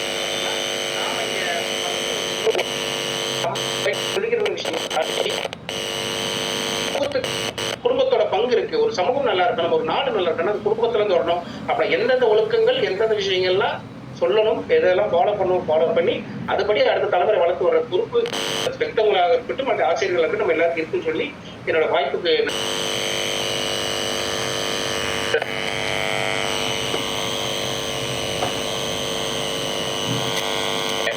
நம்மளாம் ஸ்கூல் படிக்கிறச்சு மண்டே அன்னைக்கு காலையில பாத்தீங்கன்னா ஃபர்ஸ்ட் பீரியட் வந்து மாரல் இன்ஸ்ட்ரக்ஷன்ஸ்னு இருக்கும். ஆல்மோஸ்ட் ஸ்கூல்ல இருக்கிற அத்தனை பேர் அந்த அசம்பிளி ஹால்ல உட்கார்ந்துருப்போம். அப்போ வந்து ஒரு நீதி கதைகள், போதனைகள் இதெல்லாம் கேட்டிருக்கோம். அப்போ ஒழுக்கம்ங்கிறது வந்து ஸ்கூல்லயும் சொல்லி தந்த காலம் இருந்தது. இப்போ அவங்கள்ட்ட அந்த மாரல் இன்ஸ்ட்ரக்ஷன்ஸ்ங்கிற கிளாஸே கிடையாது. அது மட்டும் இல்ல, பிசிக்கல் ஆக்டிவிட்டிக்கு பிடி பீரியடும் ஒரு ஒழுக்கத்தை கொடுக்கும்னு நான் பார்ப்பேன். ஏன்னா அடுத்தவங்களோட எப்படி பழகணும், அடுத்தவங்களுக்கு எப்படி விட்டு கொடுக்கணுங்கிற விஷயங்கள் எல்லாமே வந்து உங்களுக்கு இந்த ஸ்கூல்ல இருக்கக்கூடிய விஷயங்கள் மூலமா நமக்கு கிடைக்கும். இப்ப அதுக்குமே சான்ஸ் இல்லாத போயிடுச்சு. நம்ம பசங்களை வந்து ஒரு பையனா இருந்தா கூட அந்த பையனை நல்ல எல்லா இடத்துலயும் எக்ஸ்போஸ் பண்ணணும். எங்க வீட்டுல நான் 8வது பையனா இருந்தப்போ எங்க அண்ணா எல்லாருமே வந்து என்சிசி, என்எஸ்எஸ்ல இருந்தப்போ நான் வந்து ஸ்கவுட்டை எடுத்துட்டு போனேன், ஸ்கவுட்ல இன்வால்வ் பண்ணேன். ஸோ அதனால என்ன ஆச்சுன்னா, எனக்கு ஸ்கவுட்ல 7th ல இருந்து 11th என்னென்ன அனுபவங்கள் கிடைச்சதோ எல்லாமே ரொம்ப யூஸ்ஃபுல்லா இருந்தது. அது எனக்கு ஒரு கூடுதலா சில தன்னம்பிக்கையை கொடுத்தது. அப்புறம் எல்லாரோட சேர்ந்து எப்படி வாழணும் அப்படிங்கிற ஒரு விஷயத்தையும் கொடுத்தது. அந்த மாதிரி ஒரு பள்ளி சூழல் இப்ப இல்ல. பசங்க ஸ்கூல்ல வந்து கம்ப்ளைண்ட் பண்றாங்களாம், பசங்க ரொம்ப கெட்ட வார்த்தை பேசுறாங்க அப்படின்ட்டு. அப்ப ஆசிரியர் சொன்னாரா, அது கெட்ட வார்த்தை இல்ல, நீங்க சண்டை போட்டப்போ அவங்க கேட்ட வார்த்தை அப்படின்னாராம். அந்த வகையில இப்ப என்ன ஆகி போச்சுன்னா, ஒழுக்கம்ங்கிறது ரொம்ப குறைஞ்சிட்டு வருதுங்கிறத நீங்க ஹைலைட் பண்ணி பேசுனீங்க. ரெண்டாவது, நம்ம சில விஷயங்களை வந்து ரெகுலரா செய்ய ஆரம்பிக்கிறச்சு நல்ல விஷயங்கள் அது பிராக்டிஸ் ஆயிடுச்சுன்னா நம்ம எதுவும் மாற்ற முடியாது. எந்த ஒரு நல்ல பழக்கமுமே தொடர்ந்து ஒரு 21 நாள் செய்ய ஆரம்பிச்சிட்டீங்கன்னா தட் பிகம்ஸ் யுவர் ஹேபிட் அப்படிங்கிறதுக்கு நம்ம ராஜன் சார் சொன்ன மாதிரி நான் ஒரு எக்ஸாம்பிள். இந்த வாய்மொழி வல்லமைங்கிறது 21 நாள் பயிற்சின்னு தான் ஆரம்பிச்சோம். அதுக்கப்புறம் தொடர்ந்து இன்னைக்கு வந்து 2208வது விஷயத்தையும் கொண்டு வந்திருக்கிறோம். அது ஒரு பெரிய, அது வந்து ஒரு ரெகுலரா பண்றச்சு என்ன ஆயிடுச்சுன்னா, அந்த டயத்துக்குள்ள முடிக்கணும், அதே மாதிரி அந்த கண்டென்ட்டை பேசுறோம் அப்படின்னு அதுலயும் ஒரு ரெகுலர் எங்களுக்கு நாங்களே சில ரெகுலேஷன்ஸ் எல்லாம் பண்றதுனால அது வந்து எங்களுக்கு நிறைய வாய்ப்புகளை வந்து வாங்கி கொடுக்குது. ஸோ அந்த வகையில ஒழுக்கம் வந்து ரொம்ப முக்கியம் அப்படிங்கறத அழகா பேசியிருக்கிறீங்க. வாங்க குமரிராஜன் சார், உங்களோட பேச்சை கேட்கறதுக்கு பொறுமையா இருக்கிறோம். வாங்க. நன்றிங்க ஐயா. எங்களோடு இன்றைய குடும்பங்கள் குறைந்து வரும் மதிப்புக்கு பொறுமை அப்படிங்கிற தலைப்பில் பேசுவதற்கு ஆவலாக இருந்தாலும் இன்று வாய்ப்பு கிடைக்காததால் எதிரணியில் உட்கார்ந்துள்ள எனதருமை சொந்தங்களே, என்னோடு என்னுடைய அணியில் பொறுமைதான் குறைந்து வருகிறது என்று பேசிக் கொண்டிருக்கும் அன்பு நெஞ்சங்களே, நடுவர் அவர்களே, இதை கேட்டுக்கொண்டிருக்கும் அத்துணை நண்பர்களே, உங்கள் அனைவருக்கும் முதற்கண் இனிய மாலை வணக்கங்கள். நடுவர் அவர்களே, இந்த வாழ்க்கையில இப்போ நாங்க பொறுமையை பத்தி பேசணும். ஆனா இத பேசுவதற்கு முன்னாடி ஏறத்தாழ 3 புயல்கள் அடிச்சு ஓஞ்சிட்டு போயிருக்கு. முதல்ல முத்துலட்சுமி புயல், இரண்டாவது அவர்களுடைய அணியிலிருந்து செல்வகுமார் அப்படிங்கிற காற்றாலை புயல், இப்படி விதவிதமா கிட்டத்தட்ட ஒரு 3 புயல் அடிச்சு ஓஞ்சிருக்கு. ஆனா அவர்கள் மறந்து போன விஷயம் என்ன அப்படின்னு பாத்தீங்க அப்படின்னா, குடும்பங்கள் பெரிய காரணம் அப்படிங்கிறது இந்த பெரிய பெரிய புயல்கள் இல்லை. வாழ்க்கையினுடைய சிறிய சிறிய பொறுமையின்மை மட்டும்தான் மனிதன் தன்னுடைய வாழ்க்கையை இழந்து வருவதற்கான காரணம். குடும்பங்களில் அந்த இன்பங்கள் குறைந்து வருவதற்கான காரணம் சின்ன சின்ன விஷயங்கள் தானே தவிர அந்த பெரிய புயல்கள் இல்லை. சொல்லும்போது ரொம்ப கோபமா சொன்னாங்க, இன்னைக்கு ஏராளமான குடும்ப நல வழக்குகள் இருக்கிறது, குடும்ப நல விவகாரத்தெல்லாம் போகுது, ஒழுக்கம் சரியில்லை அப்படின்னு சொன்னாங்க. நடுவர் அவர்களே, தெரிஞ்ச தலைமுறையை எடுத்து பாத்தீங்க அப்படின்னா, எனக்கு தெரிஞ்ச வகையில நான் வளரும் போது சில சமயங்கள்ல சில பேர், சில மனிதர்கள் 2 வீடு வச்சிருந்தவங்க உண்டு. நீங்களே உங்களுடைய வயசுல பார்த்திருப்பீங்க. ஆனா இன்றைய குடும்பங்களில், இன்றைய தலைமுறையில் நீங்க அந்த மாதிரியான குடும்பங்களை உங்களால் காட்ட முடியுமா? அப்படி இருக்கும்போது இன்றைய குடும்பங்கள்ல ஒழுக்கம் குறைந்து வருதுன்னு எப்படி உங்களால சொல்ல முடியும்? இன்றைய குடும்பங்களில் குறைந்து வருகிற மதிப்பு பொறுமையின்மை மட்டும்தான்.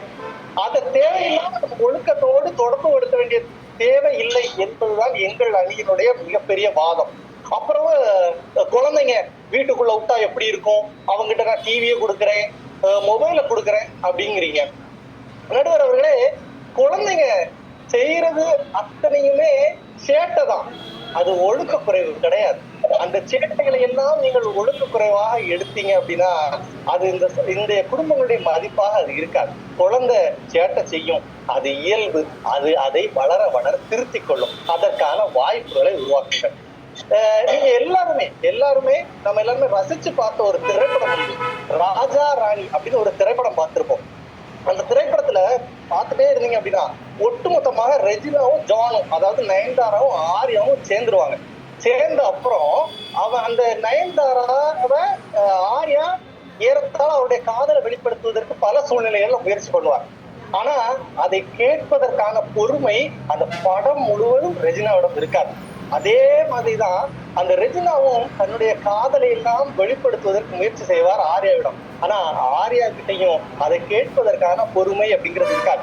சரி, இதெல்லாம் இல்லாம போச்சு, நான் என்னுடைய மனசை உனக்கு ஒரு கிஃப்ட் மூலமா புரிய வைக்கிறேன் அப்படின்னு சொல்லி அந்த கிஃப்டை ரெடி பண்ணி அதை ஆர்யா கிட்ட கொடுத்துருப்பாங்க.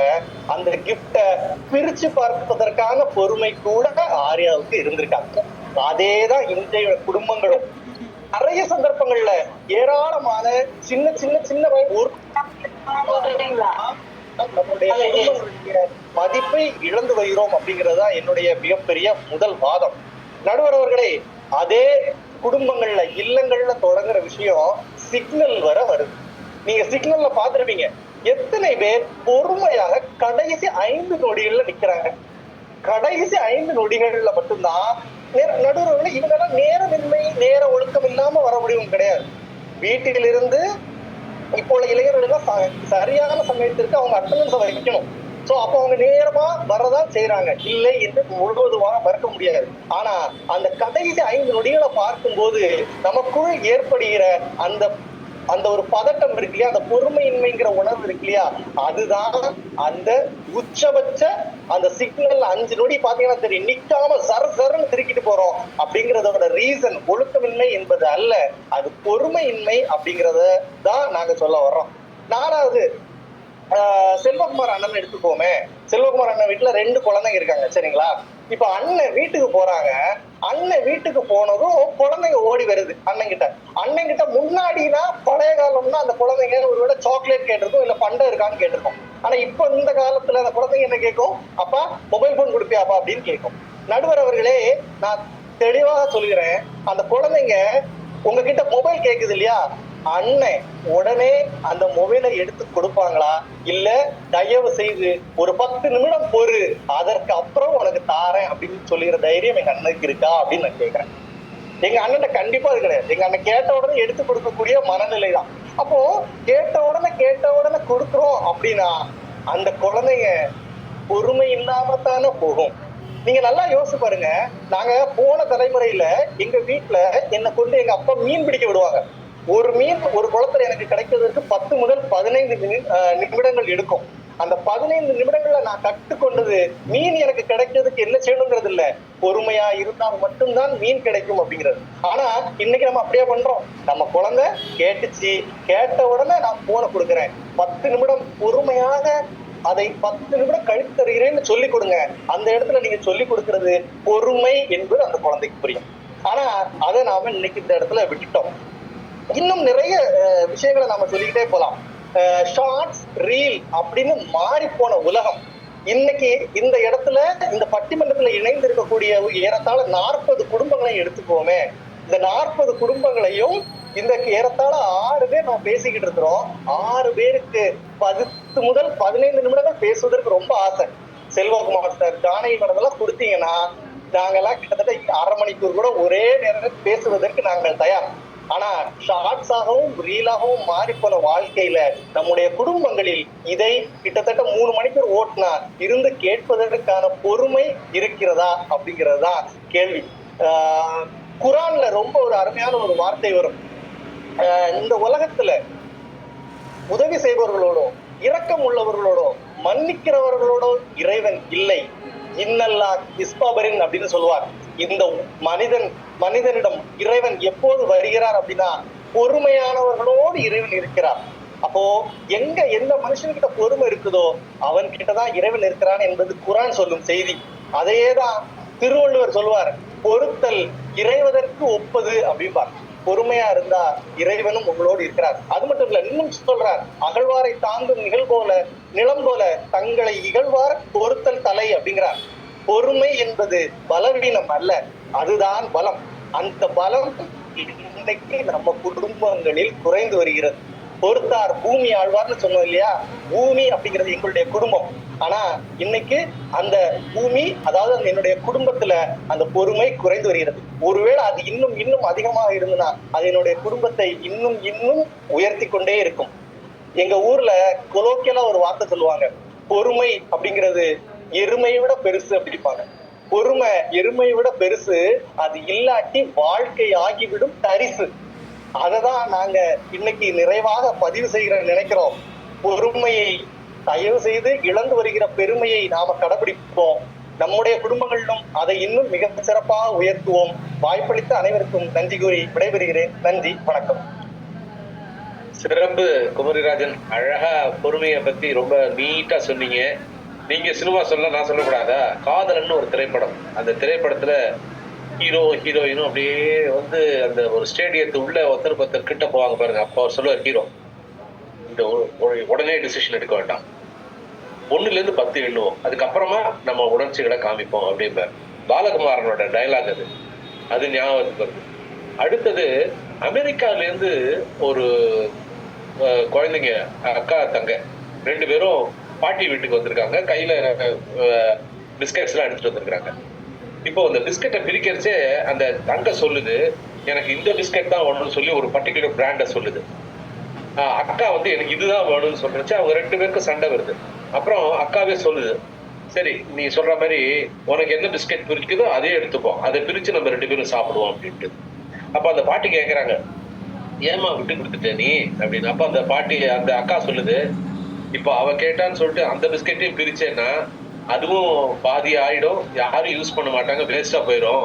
அதுக்கு அட்லீஸ்ட் நான் இப்ப விட்டு கொடுத்தேன்னா, பொறுமையா இருந்தேன்னா அந்த பிஸ்கெட்டை நம்ம 2 பேரும் சாப்பிட்டுட்டோம்னா அடுத்த பிஸ்கெட் சாப்பிட்றச்ச நான் அவள்கிட்ட சொல்லி நீ வா அப்படின்னு சொல்லி அவளை கூப்பிட வைக்க முடியும் அப்படின்னாங்க. இது இங்கிலீஷ்ல என்ன சொல்லுவாங்கன்னா டிலேடு கிராட்டிபிகேஷன் அப்படின்னு சொல்லுவாங்க. நீண்ட கால பலனுக்காக உடனடி மகிழ்ச்சியை தள்ளி போடுற ஒரு திறன். இதெல்லாம் பொறுமையில வரக்கூடிய ஒரு முக்கியமான விஷயம். ஒரு காலத்துல வந்து ஐட்டம்ஸ் வாங்குறது அப்படிங்கறதெல்லாம் பாத்தீங்கன்னா ரொம்ப கஷ்டம். பிஜேபி வந்து உங்க ஊர்ல இருந்து வந்த பிஜேபி தான் வந்து என்ன பண்ணாருன்னா அந்த இஎம்ஐங்கிற கான்செப்ட் எடுத்துட்டு வந்தார். அவர் வீட்டு எடுத்து போய் டிரான்சிஸ்டர் கொடுத்துருவாரு, மாசம் மாசம் வீட்டுக்கு போய் 5-5 ரூபா கலெக்ட் பண்ண ஆரம்பிச்சார். இந்த மாதிரி வித்தியாசமான விஷயங்களை வர ஆரம்பிச்சதுக்கு அப்புறம் இவங்க எல்லாரையும் வந்து வாங்க வைக்கிறதுக்காக என்னென்னலாம் பண்ணலாம்னு யோசிக்கிறாங்க. ஸ்பென்சர்ஸ்னு ஒரு ஷாப், ஒரு சீரீஸ் ஆஃப் ஷாப்ஸ், அவங்க என்ன பண்ணுவாங்கன்னா சாட்டர்டே அன்னைக்கு மட்டும் ஒரு குறிப்பிட்ட ஐட்டம் மட்டுமே ஃபோக்கஸ் பண்ணி விற்பாங்க. அதுக்காக வெயிட் பண்ணுவாங்க. அன்னைக்கு மட்டும் டைனோரா டிவி விலை கம்மியா கொடுப்பாங்க. மற்ற நாள் போறதை விட அவங்க வெயிட் பண்ணி போனா கிடைக்குங்கிறதுக்கு. ஏன் இங்க பேசுற நம்ம அத்தனை பேருமே ரஜினிகாந்த் படத்தை முதல் நாள் பார்த்தப்போ எவ்வளவு காசு கொடுத்துருப்போம், அதே படத்தை ஒரு வாரம் கழிச்சு நம்ம போய் பாக்குறச்சே எவ்வளவு காசு கொடுத்துருப்போம் பாருங்க. பார்த்தது என்னமோ அதே படம் தானே. இன்ஃபேக்ட் முதல் நாள் போய் பாக்குறதே ஒரு டைலாகே கேட்காது, இவங்க போடுற அட்டகாசத்துல ஒண்ணுமே கேட்காது. ஒரு 10 நாள் கழிச்சு போக அதுக்கப்புறம் ஃப்ரீயா பார்க்க முடியும். ஸோ பொறுமை அப்படிங்கறத பத்தி நீங்க ரொம்ப நீட்டா சொன்னீங்க. நீங்க சொன்ன மாதிரி குரான்லயே சொல்லக்கூடிய விஷயங்கள் என்னன்னா, யார்கிட்டெல்லாம் பொறுமை இருக்குன்னா தன் கர்மங்களை செய்வதில், பாவங்களிலிருந்து தவிர்ப்பதில், கடவுள் விதித்த அந்த ரூல்ஸை ஒழுங்கா ஃபாலோ பண்றவங்கள்ட்ட தான் இறைவன் இருப்பார் அப்படிங்கிற மாதிரி சொல்லக்கூடிய விஷயங்களை நம்ம பார்த்துக்கிறோம். அகழ்வாரை தாங்கும் நிலம் போலன்னு அந்த திருக்குறள் நீங்க சொன்னீங்க. பொறுத்தல் இறப்பிலை என்றும் அதனை மறத்தல் அதனும் நன்று அப்படின்னு சொல்லக்கூடிய திருக்குறளும் இருக்கு. நீங்க பாத்தீங்கன்னா ஒழுக்கம் வந்து 14வது அதிகாரம், இது பொறுமை வந்து 16வது அதிகாரம் திருக்குறள்ல வருது. நான் எப்படி பாக்குறேன்னா ஒழுக்கம் வந்து பண்றது கொஞ்சம் கஷ்டம். அதாவது பொறுமை அப்படிங்கிறது குறைஞ்சிட்டு வருது இல்ல, அது இம்மீடியட்டா நீங்க வந்து துணி போட்டு அடைச்சிடலாம். அதனால என்னோட தீர்ப்பு எப்படி இருக்குன்னா, பொறுமை இப்ப அவசரப்படுறவங்க முதல்ல பொறுமையா இருக்கணுங்கிற ஒரு ஃபர்ஸ்ட் ஒரு விஷயத்துக்கு வந்துட்டாங்கன்னா, எப்போ வந்து அவசரத்துல இருந்து பொறுமைக்கு மாறுறாங்களோ அவங்க நிச்சயமா அந்த ஒழுக்கத்துக்கும் கான்சன்ட்ரேட் பண்ணுவாங்கங்கிற மாதிரிதான் தோணுது. ஸோ அதனால என்னுடைய தீர்ப்பு எப்படின்னா, இப்ப குடும்பங்கள்ல குறைந்து வரக்கூடிய மதிப்பு பொறுமை தான். பொறுமையை நம்ம கரெக்ட் பண்ணி அரெஸ்ட் பண்ணிட்டோம்னா ஒழுக்கத்துக்கு நிச்சயமா போலாம். ஏன்னா பேசிக்கான ஒரு விஷயம், அவசரப்படுறதுனால என்னென்ன நடக்குதுங்கிறது நமக்கு தெரியுது. ஓடுற பஸ்ல இறங்கறதுக்கு முன்னாடி போனா நம்ம வேறது மட்டும் இல்ல, நம்ம குடும்பத்துக்கும் நிறைய பாதிப்புகள் வருதுங்கிறது தெரியுது. ரேசிங் வண்டி வேகமா ஓட்டிட்டு போறாங்க, அவங்களுக்கு வந்து அந்த ஒரு அவேர்னஸே இல்லாம இருக்கு. உணர்ச்சி இதுல வந்து வாயிலிருந்து வர வார்த்தைகள் பேசுற பாருங்க, கோபத்துல பொறுமை எழுந்து பேசக்கூடிய வார்த்தைகள் வந்து அது சொல்லுவாங்கல்ல, அந்த வார்த்தைகள் உங்க வாய் உள்ள இருக்கிற வரைக்கும் நீங்க பாஸ், அந்த வார்த்தை உங்க வாயை விட்டு வெளியில போயிடுச்சுன்னா அந்த வார்த்தை பாஸ் ஆயிடும். சோ எங்கெங்கெல்லாம் பொறுமையோட இருக்கணுங்கிறது நமக்கு தெரியும், இருந்தாலும் நம்மளை ப்ரொவோக் பண்ணிட்டே இருப்பாங்க. அதனால இப்போ வந்து குறைஞ்சிட்டு இருக்கிற பொறுமையை முதல்ல சீர்படுத்தினா நல்லா இருக்கும் அப்படிங்கறது தான் என்னுடைய தீர்ப்பு. ஸோ என்னுடைய தீர்ப்பு அனைவரும் ஏற்றுப்பீங்கன்னு நினைக்கிறேன். This and handing over the floor back to chairman. Thank you. நல்ல அருமையான பட்டிமன்றம், ரொம்ப அழகா நம்ம எடுத்துட்டு போயிருக்கோம். வாய்ப்புக்கு நன்றி. நினைக்கிறேன் இன்னும் 30 நபர்கள் நம்மோடு கூட பயணிக்கிறாங்க. அது மிகப்பெரிய ஒரு வரப்பிரசாதமா பாக்குறேன். காமராஜர் சார், இன்னும் பெரிய பெரிய ஆட்கள் எல்லாமே கூட இருக்கிறாங்க சார். இந்த ஃப்ளோரை வந்து நாங்க இப்போ ஓபன் பண்றோம். உங்களுடைய ஃபீட்பேக்ஸை நீங்க சொல்லலாம். ஓகே, நிகழ்ச்சி அடுத்த 10 நிமிடங்களுக்கு உங்களோட ஃப்ளோரை ஓபன் பண்றோம். யார் வேணாலும் உங்களோட ஃபீட்பேக்ஸை சொல்லலாம். மைக் அன்மியூட் பண்ணிட்டு நீங்க பேசலாம். என்னுடைய மாணவர்கள் நிறைய பேர் இணைஞ்சிருக்காங்க ஐயா. Very good. என்னுடைய சகோதரர் குடும்பங்கள் லண்டன்ல இருந்து இருக்கிறாங்க. சந்தோஷமா இருக்குது. அதாவது நம்ம கொடுத்த மெசேஜுக்கு உடனே ரெஸ்பான்ஸ் பண்ணி இவ்வளவு நேரம் 2-3 பிள்ளைங்க பாத்துட்டு இருந்தாங்க, ஆசிரியர் பேசுறாங்க அப்படின்னு சொல்லிட்டு ரொம்ப ரொம்ப சந்தோஷமா இருந்தது. ஏன்னா பையன் ஒரு சேட் பண்ணான், இந்த பொறுமை எனக்கும் இல்ல அப்படின்னு சொல்லிட்டு. ரொம்ப நல்லா சிக்னல் ஒத்துக்கிட்டாங்க. என்னோட சிஸ்டர்ஸ் இருக்காங்க. கீதாக்கா நீ பேசுறியா? ரொம்ப நல்லா இருந்தது. எங்களோட தம்பி இவ்வளவு ஒரு பெரிய வேலைய பொறுமையா உட்கார்ந்து செஞ்சது ரொம்ப ரொம்ப சந்தோஷமா இருக்கு. நல்ல பாயிண்ட்ஸ் எல்லாரும் எடுத்து கொடுத்துருக்கீங்க. கண்டிப்பா எல்லாருக்கும் பொறுமை ரொம்ப தேவைதான். ரொம்ப நல்லா இருந்தது. Keep it up. தேங்க்யூ. தேங்க்யூமா. தேங்க்யூ. மில்டன் ஜெய்ப்பூர்ன்றவங்க கை தூக்கிருக்கீங்க. வணக்கம் மில்டன் சார். வணக்கம் சார். என்ன சொல்றது, ரொம்ப ஒரு மறக்க முடியாத பட்டிமன்றமா இது ஆயிடுச்சுன்னு சொல்லலாம். ராமசாமி சார் நடுவர்ன்றதே ஒரு தனி சிறப்பு தான். வழக்கம் போல 2 அடிகளும் வந்து போட்டி போட்டுக்குன்னு ரொம்ப அழகா பேசினாங்க. நீங்களே சொன்னீங்க, நடுவர் சார் சொன்னது போல முத்துலட்சுமி மேடம் வந்து இலக்கிய நயத்தோடையும் பேசினது வந்து ஒரு பெரும் பாராட்டுக்குரியது. அதே போல ஒவ்வொருத்தருமே கடைசியா பேசின நம்ம இந்த அணியில சேர்ந்த ஒழுக்கத்தை சேர்ந்த அணி தலைவரும் சரி, அதே போல நம்முடைய குமரி ராஜன் பொறுமை பற்றி பேசுறது ரொம்ப நிறைவாக இருந்தது. மறக்க முடியாத ஒரு இதுவாக இந்த அமைந்தது சொல்லலாம். ஸோ கடைசியில வந்து தீர்ப்பும் வந்து என்ன சொல்றது, ஒரு பேலன்ஸ்டா ரொம்ப அழகா தம்பி சொன்னாரு. அந்த அகழ்வாரை தாங்கும் நிலம் வந்து பூமின்றது நம்ம குடும்பம் அப்படின்ற மாதிரி. ஸோ அது வந்து இந்த டேக்கேவாக எடுத்துக்கிட்டேன். இலக்கியமும் கலந்து இதே போல ஒவ்வொருவரும் இன்னும் சிறப்பாக மேன்மையா பேசணும்னு அனைவரும் மேன்மையே வாழ்த்துக்கிறேன். நன்றி. வேற காமராஜர் ஐயா பேசுறாரு. காமராஜர் சொல்லுங்க சார். பொறுத்தார்க்கு ஒரு நாளை இன்பம், பொறுத்தார்க்கு பொன்றும் துணையும் புகழ். தீமை செய்தவரை தண்டித்தவருக்கு அந்த ஒரு நாள் மட்டும்தான் இன்பம். பொறுத்து கொண்டவருக்கோ உலகம் அழியும் வரை புகழ் உண்டு. இந்த தலைப்பில் பேசின 3 ஆளுமைகளும் மிக சிறப்பாகவே தன்னுடைய வாதங்களை எடுத்து வைத்தார்கள். அது ஒரு பக்கம் என்னுடைய சிந்தனையில் ஒரு தலை இருக்குது என்று சொன்னால் அந்த தலையை 2ஆக பங்கிட்டோம் என்று சொன்னால் பொறுமை என்பது ஒரு கண். ஆனால் இந்தாண்ட பக்கம் நாம் பார்க்குறோம், இன்னொரு வலது கண்ணை பார்க்குறோம். அந்த வலது கண்ணில் பார்க்கும்போதே அங்கே ஒழுக்கத்தை பற்றி 3 ஆளுமைகள் மிக சிறப்பாக எடுத்து சொன்னார்கள். அதுலேயும் பார்த்தீங்கன்னா அங்கே எங்கே வந்து நமக்கு வந்து ஒழுக்கத்தின் எழுதுவர் மேன்மை, இழுக்கத்தின் எழுதுவர் ஏதாப்பழி. ஒழுக்கத்தினால் மேன்மை அடைவார்கள், ஒழுக்க மென்மையால் அடைய முடியாத பழியை அடைவார்கள் அப்படின்னு சொல்லிட்டு 2 இடத்துலையுமே வள்ளுவர் நிற்கிறார். ஆனால் இந்த 2 இடத்துலையும் தராசு எந்த பக்கம் நிற்குது அப்படின்னு சொல்லி சமன் செய்து சீர்தூக்கும் கோல் போல் அமைந்தொரு பால் கோடாமை சார்ந்தோர்களே. நடுவர் பெருந்தகை அவர்கள் தன்னுடைய அனுபவத்தையும் தன்னுடைய வாழ்க்கையினுடைய எல்லா விடயங்களையும் எடுத்துக்கொண்டு வந்து நான் எல்லாரையும் தட்டி கொடுத்து நீ ரொம்ப சிறப்பாக பேசுனீங்க, ரொம்ப நல்லா பண்ணீங்க அப்படின்னு சொல்லி பண்ணாங்க. இந்த அரங்கத்துக்கு என்னை நீங்கள் வந்தியே ஆகணும், எப்படி இருக்குன்னு பாருங்கள் அப்படின்னு சொல்லி அழைத்தது மதிப்பிற்குரிய ஆசிரியர் நெல்லை சீக்கிரம் ஜானகி அம்மா அவர்கள் தான். அவர்கள் இப்போது நல்ல பரிணாமத்தோடு வளர்ந்து கொண்டிருக்கிறார்கள். அடுத்து 100 கவிதைகளோடு ஒரு புத்தகத்தையும் வெளியிட இருக்கிறார்கள். புதிய உறவுகளை எல்லாம் தேடி தேடி போய் அங்கே எல்லாம் சேர்த்து கொண்டிருக்கிற அவர்களுக்கும், நன்றாக பேசிய சினேகா அவர்கள், நல்லை அவர்கள், இன்னும் பார்த்தீங்கன்னா அவங்களுடைய பேர்களில் நான் குறித்து வச்சுருந்தேன், குமரி ராஜன் ஐயா அவர்கள்.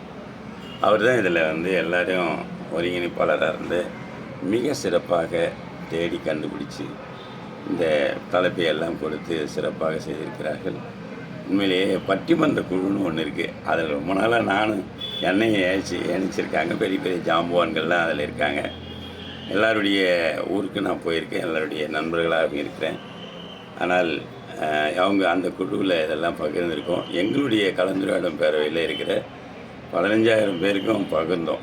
இந்த மாலையில் இந்த மாதிரி பட்டிமன்றம் நடக்குது வாங்க அப்படின்னு சொல்லி அந்த குழுவிலே இருந்தும் ஒரு சிலர் வந்திருக்கிறார்கள். எல்லாருமே தெரிந்தவர்களாக இருக்கிறார்கள் என்பதை சொல்லி இந்த மாதிரியான தமிழை வளர்க்கக்கூடிய, சமுதாயத்தை வளர்க்கக்கூடிய, அடுத்த தலைமுறைக்கு வழிகாட்டுதலாக இருக்கக்கூடிய இந்த மாதிரி குழுக்கள் அவசியம் நாட்டுக்கு தேவை என்று சொல்லி நல்லதொரு வாய்ப்புக்கு அருமையான தீர்ப்பு சொன்னார் பாருங்க. கடைசியாக மேல்முறையீடே கிடையாது, அதுக்கு மேல்முறையீடே இல்லை, அதுக்கு சாட்சியாக வேறு அவங்க தங்கைகளே கூப்பிட்டு வந்துட்டார்.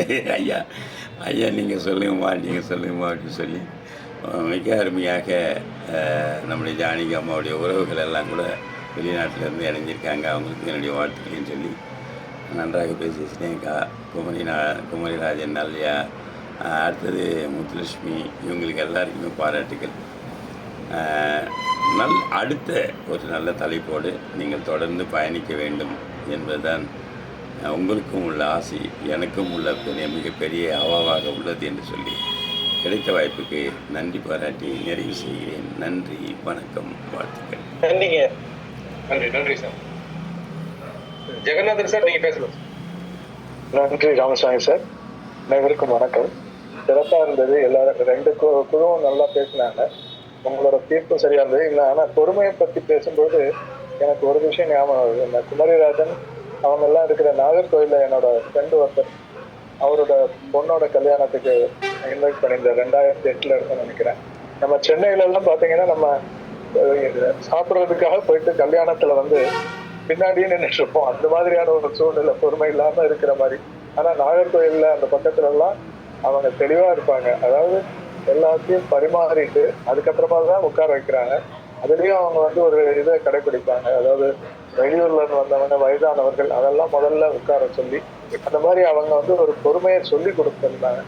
அந்த மாதிரியான ஒரு கல்யாணங்கள் வந்து சென்னையில அவசரத்தினாலேயா என்னன்றது தெரியல. நாகர்கோயிலில் போறப்ப என்னோட ஃப்ரெண்டு வீடு தலைக்குளன்ற கிராமத்துல நடந்தது.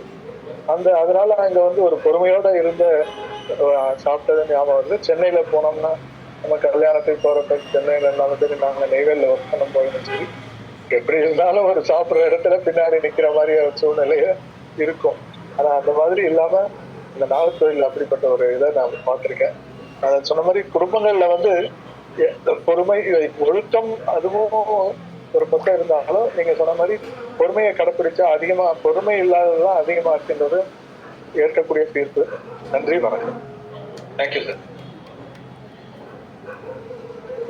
சார், அமெரிக்காவிலிருந்து இணைந்திருக்கிற லீமா ரோஸ் அவர்களை வாழ்த்துறை வழங்க அழைக்குமாறு கேட்டுக்கொள்கிறேன். மஞ்சரி கதிரவன், லண்டனில் இணைந்திருக்கின்ற மஞ்சரி கதிரவன். அனைவருக்கும் வணக்கம். ரொம்ப அருமையான ஒரு பட்டிமன்றம், சிறப்பான ஒரு நடுவர், நல்ல மிகச்சிறந்த ஆளுமையான பேச்சாளர்கள், தெளிவான விளக்கத்தோடு ரொம்ப ஒவ்வொரு விஷயத்தையும் எப்படி நேர்த்தியா சொல்லணும், பல சுவாரஸ்யமான தகவல்களோட அழகா கொண்டு போனாங்க. ஒவ்வொருத்தருமே அவங்களோட பாயிண்ட்ஸுக்கு எந்த கருத்தை சொல்லணுமோ அதுல வந்து அவங்க பொறுப்புணர்வோட செயல்பட்டாங்க அப்படின்னு தான் சொல்லணும். ரொம்ப சிறப்பு சார். எல்லாரோட பேச்சுக்களுமே நகைச்சுவை உணர்வோடும் யதார்த்தமான விஷயங்களை கையாளும் விதமாக இருந்துச்சு அப்படின்னு தான் சொல்லணும். ஒவ்வொருத்தருக்குமே மனமார்ந்த வாழ்த்துக்கள். அதை நீங்க ரொம்ப அழகா நேர்த்தியா கொண்டு போனீங்க அப்படின்னு தான் சொல்லணும். நன்றி சார் வாய்ப்புக்கு. டாக்டர் கதிரவன் குமார். ஓகே, மிக அருமையா இருந்துச்சு. ரொம்ப சொல்றது ஒழுக்கமா பொறுமையா அப்படிங்கும்போது ரெண்டுமே நமக்கு குடும்பத்துக்கு தேவைப்படுது. இப்போ சொல்லப்போனால் நம்ம வந்து சின்ன வயசுல நம்மளுடைய கதை சொல்லியிருப்பாங்க என்னன்னா ஆமையும் முயலும் சொல்லி. முயல் ரொம்ப சுறுசுறுப்பாக இருக்கும், ஆமை வந்து ரொம்ப பொறுமையாக போகும். ஆனால் பார்த்தா ஆமைக்கு தான் வயசு அதிகம், 500 வருஷம் 600 வருஷம் ஓடும். ஆனால் முயல் ரொம்ப ஃபாஸ்ட்டாக போகும், 5 வருஷத்துல அது கூட ஆயுள் காலம் முடிஞ்சிடும். பொறுமையாக இருக்க ரொம்ப நல்லது, பொறுமை கடலின்னு பேரு அப்படின்னு சொல்லிக்கிறாங்க. எடுத்துன அது ரொம்ப நல்லது. பேசிய அனைவருக்கும் ரொம்ப நன்றி. Thank you. Thank you. Sankari ma'am. Okay, thank you Kathiravan. நன்றி அக்கா. செல்வம் மாலை வணக்கம். சிவில் சங்கரி பெங்களூர்ல இருந்து பேசுறேன் சார். இந்த மாலை வேலையில இந்த பட்டிமன்றம் அரேஞ்ச் பண்ணி கோஆபரேட் பண்ணி கொண்டுட்டு போன குமரிராஜன் சாருக்கு வாழ்த்துக்களை தெரிவிச்சுக்கிறேன். ஒவ்வொருத்தருமே அருமையா பேசினாங்க, அழகா பட்டிமன்றத்தை கொண்டுட்டு போனாங்க, சிறப்பாகவும் பேசினாங்க, பல கருத்துக்கள் சொன்னாங்க, சிந்திக்கவும் வச்சுது, டாபிக்ல நம்மளையும் உள்ள கொண்டுட்டு போக வச்சுது. அருமையா இருந்துச்சு. ஒவ்வொருத்தருமே சிறப்பான பேச்சாளர்கள் தான். அவ்வளவு அழகா பட்டிமன்றத்தை கொண்டுட்டு போய் அழகா பேசினாங்க. அருமையா இருந்துச்சு சார். ராமசாமி சாரும் அப்பப்ப கமெண்ட் கொடுத்தது எல்லாமே அருமையா இருந்துச்சு. ரியலாவும் ஜோக்கு எல்லாமே கொண்டுட்டு வந்து இந்த மாலை வேலையை வந்து ரெஃப்ரெஷிங் பண்ணி விட்ட மாதிரி இருந்துச்சு. அனைவருக்கும் வாழ்த்துக்கள் சார். ரொம்ப நன்றி. இந்த மாதிரி பட்டிமன்றங்களை நிறைய ஷேர் பண்ணணும், நம்ம எல்லாரும் பார்த்து அனுபவிக்கணும் அப்படின்னு கேட்டுக்கிறேன். நன்றி சார் வாய்ப்புக்கு. அனைவருக்கும் நன்றி. அனைவருக்கும் வாழ்த்துக்கள். நான் வந்து திருமங்கலம், மதுரை மாவட்டம் திருமங்கலத்தில் ஆசிரியராக ஒர்க் பண்ணிக்கிட்டு இருக்கேன். இது என்னோட ஃபர்ஸ்ட் மீட்டிங். இந்த இதில் பட்டிமன்றம் மிக சிறப்பாக இருந்தது. நான் கொஞ்சம் லேட்டாக தான் ஜாயின் பண்ணேன். இருந்தாலும் என்னுடைய வகுப்பு தோழர் தோழி அக்கா ஜானகி அக்கா அவங்க பேசும்போது கரெக்டாக ஜாயின் பண்ணிட்டேன். மிக அற்புதமான ஒரு பேச்சு. வாழ்க்கை நடைமுறையில் இன்னைக்கு இருக்கக்கூடிய யதார்த்தங்களை உதாரணங்களாக கொடுத்தது மிகச்சிறப்பு. மேற்கோள்களாக புனித நூல்களிலிருந்து தகவல்களை வழங்கியது மிக அற்புதம். அதே நேரத்தில் சினிமா படங்களில் இருந்தும் சில வாழ்க்கை உதாரணங்களை காட்டி நகைச்சுவையா அந்த பட்டிமன்றத்தை அற்புதமாக கொண்டு போனீங்க. மிக முக்கியமாக நேர மேலாண்மை மிகச் சிறப்பாக இருந்தது. நடுவர் அவர்களினுடைய வழிகாட்டுதல் மிக அற்புதமாக இருந்தது. ஏன்னா மிகவும் கவர்ந்த பேச்சாளர்கள் அனைவருமே அற்புதமாக பேசுனீங்க. எஸ்பெஷலி ஸ்னேகா மேம் நல்லா பேசுனீங்க. நீங்கள் அதாவது ஒரு பட்டிமன்றம் நம்ம பார்க்கும்போது அந்த பேலன்ஸ் வந்து எடுத்துருவாங்க. தட் மீன்ஸ் இப்போ ஒரு பேச்சாளர் பேசும்போது அந்த அணியை ஜெயிக்க போகிற மாதிரி கொண்டு போவாங்க. அந்த இதை வந்து ஜானகி அக்கா அற்புதமாக கொண்டு போனாங்க. அவங்ககிட்ட இருந்து அந்த கோலை வந்து தட்டி பறித்து கொண்டு போனது வந்து, அந்த பாலை தட்டி பறித்து கொண்டு போனது ஸ்னேகா மேம் அற்புதமாக கொண்டு போனாங்க. நான் அதை ரொம்ப லைக் பண்ணி பார்த்தேன், சரி கேட்டேன். அற்புதமாக இருந்தது. அதே போல் Kumarirajan sir, Selvakumar sir, I think அவங்க பேர் செல்வகுமார் சார் இருந்தாங்க, எல்லாம் பேசுனாங்க. என்னுடைய இது முதல்ல நான் இந்த பட்டிமன்றத்தை கேட்டிருக்கேன். தொடர்ந்து இதில் பயணிக்கிறதுக்கு ஆர்வமாக இருக்கிறேன். அக்கா எனக்கு தொடர்ந்து இந்த பட்டிமன்றங்கள் நடக்கக்கூடிய காலங்களில் இந்த இணைப்புகளை நீங்கள் எனக்கு கொடுத்தீங்கன்னா கலந்துக்கிறதுக்கு ரொம்ப மிகச்சிறப்பாக இருக்கும். கலந்து கொண்ட அனைவருக்கும் என்னுடைய வாழ்த்துக்களையும் பாராட்டுகளையும் எங்களுடைய திருமங்கலம் வட்டார ஆசிரியர்களின் சார்பாக தெரிவித்துக் கொள்கின்றேன். இந்த மாலை நேரத்தை மிக பிரயோஜனமாக மிக நன்முறையில் கழிப்பதற்கு உதவிய இந்த அமைப்புக்கு என்னுடைய நன்றி. என்னோட நான் ஒரு பேச்சாளர் தாண்டி நான் ரசிச்ச சில விஷயங்களை பகிர்ந்துக்கணும்னு நினைக்கிறேன் சார். ஒரு ஃபீட்பேக்கா முதல்ல நான் ரொம்ப ரசிச்சது வந்து நடுவர் ராமசாமி சாரோட, ஏன்னா நாங்கள் ஒரு 6-7 மாசமா பண்ணிட்டு இருக்கோம். நிறைய பேர் நிறைய இடங்கள்ல வந்து நடுவர்கள்ல வந்தாங்க. ஆனா உங்களோட யதார்த்தத்தன்மை வந்து இன்னும் கொஞ்சம் ரொம்ப அழகா ஒரு க்ளோஸ்னஸ் உள்ளுக்குள்ள எல்லாத்துக்குள்ள கொண்டு வந்துச்சு சார். அது வந்து நான் ரொம்ப ரொம்ப மைன்யூட்டா ரசிச்சேன். ரொம்ப நன்றி சார்.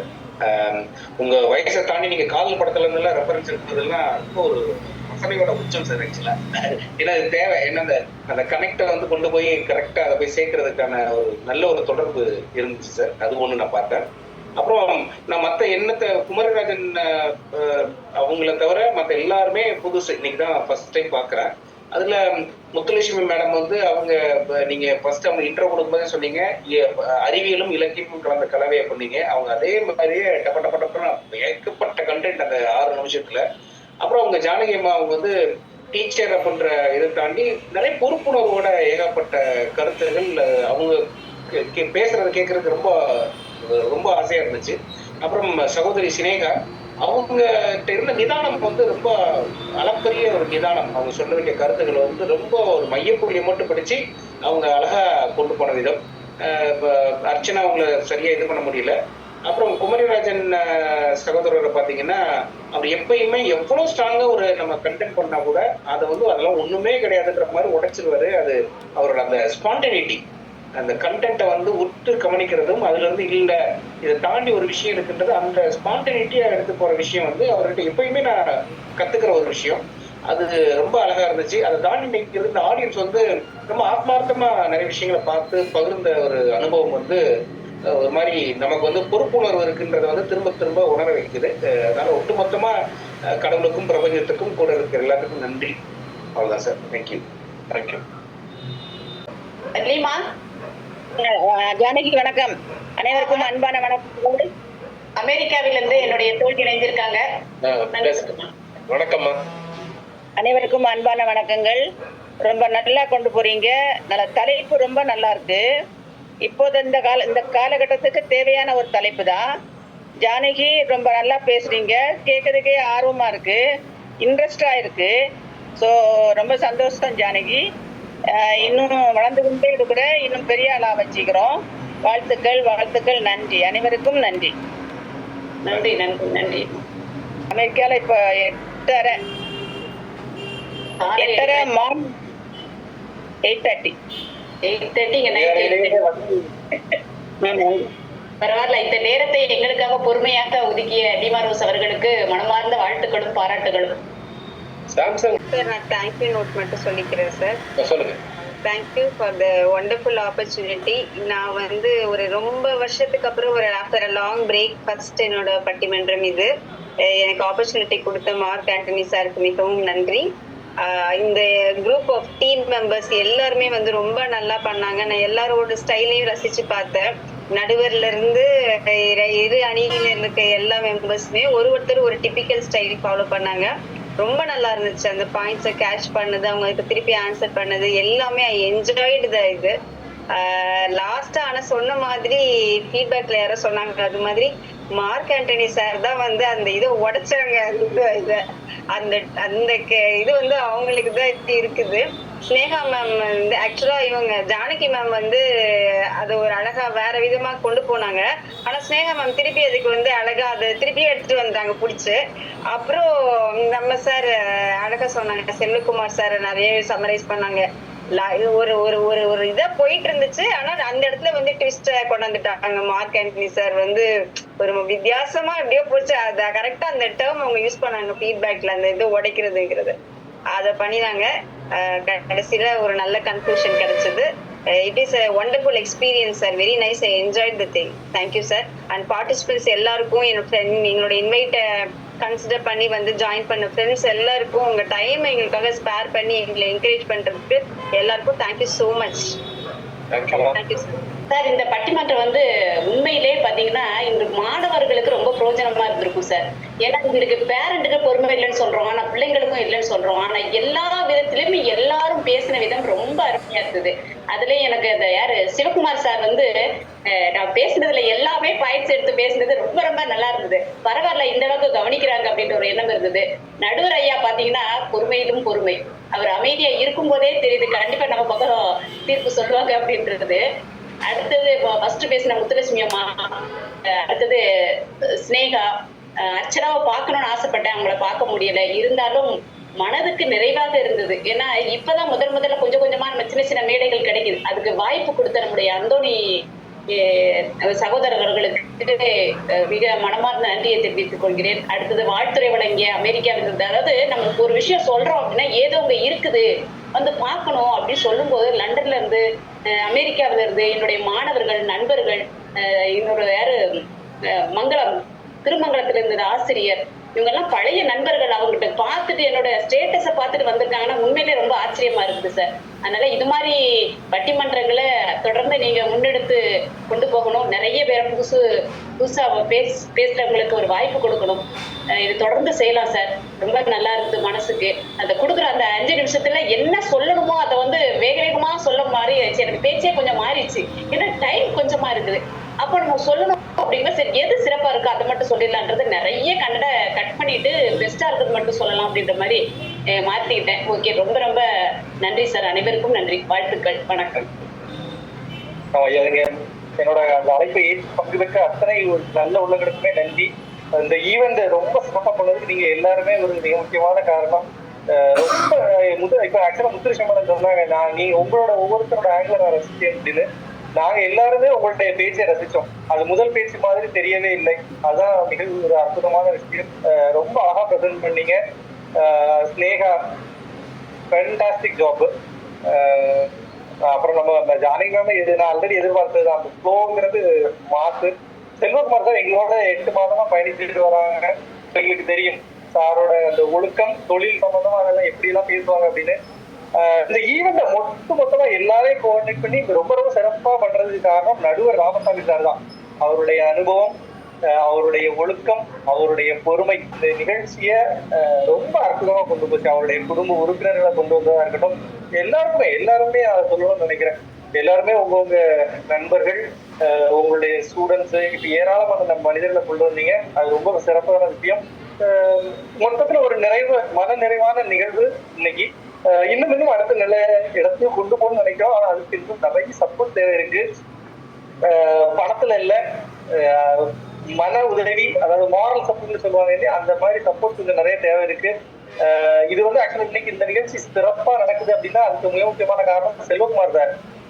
சரியான நேரத்துல அந்த லிங்கை கிரியேட் பண்ணி ரொம்ப பெரிய ஒரு சப்போர்ட் ட்ரைன் பண்ணியிருக்காங்க. இது எல்லாத்தையுமே உங்களுக்கு யூடியூப்ல பண்ணி கொடுக்கணும்னு ஆசைப்படுறோம். அதையும் சீக்கிரம் பண்றோம். பட் இன்னும் மாரல் சப்போர்ட் எங்களுக்கு நிறைய தேவைப்படுது. ஏதாவது ஸ்டூடெண்ட்ஸ் பண்ணுவாங்க அப்படின்னா we are definitely ready to do it. அதே மாதிரி எங்களுடைய குறிக்கோள் அப்படிங்கிறது இந்த ஆன்லைன் காலத்துல இருந்து ஆஃப்லைனுக்கு மாறுறதுதான். நேரடியான பட்டிமன்றங்கள் நம்மளால சிறப்பா செய்ய முடியும் அப்படின்னா அதுதான் நம்முடைய வெற்றி அப்படின்னு நினைக்கிறோம். அதற்கான எண்ணம் கொண்டவர்கள் தொடர்ந்து கொள்ளுங்கள். கண்டிப்பா சிறப்பா இன்னும் பல தளங்கள்ல பண்ணுவோம். நன்றி. வேற யாராவது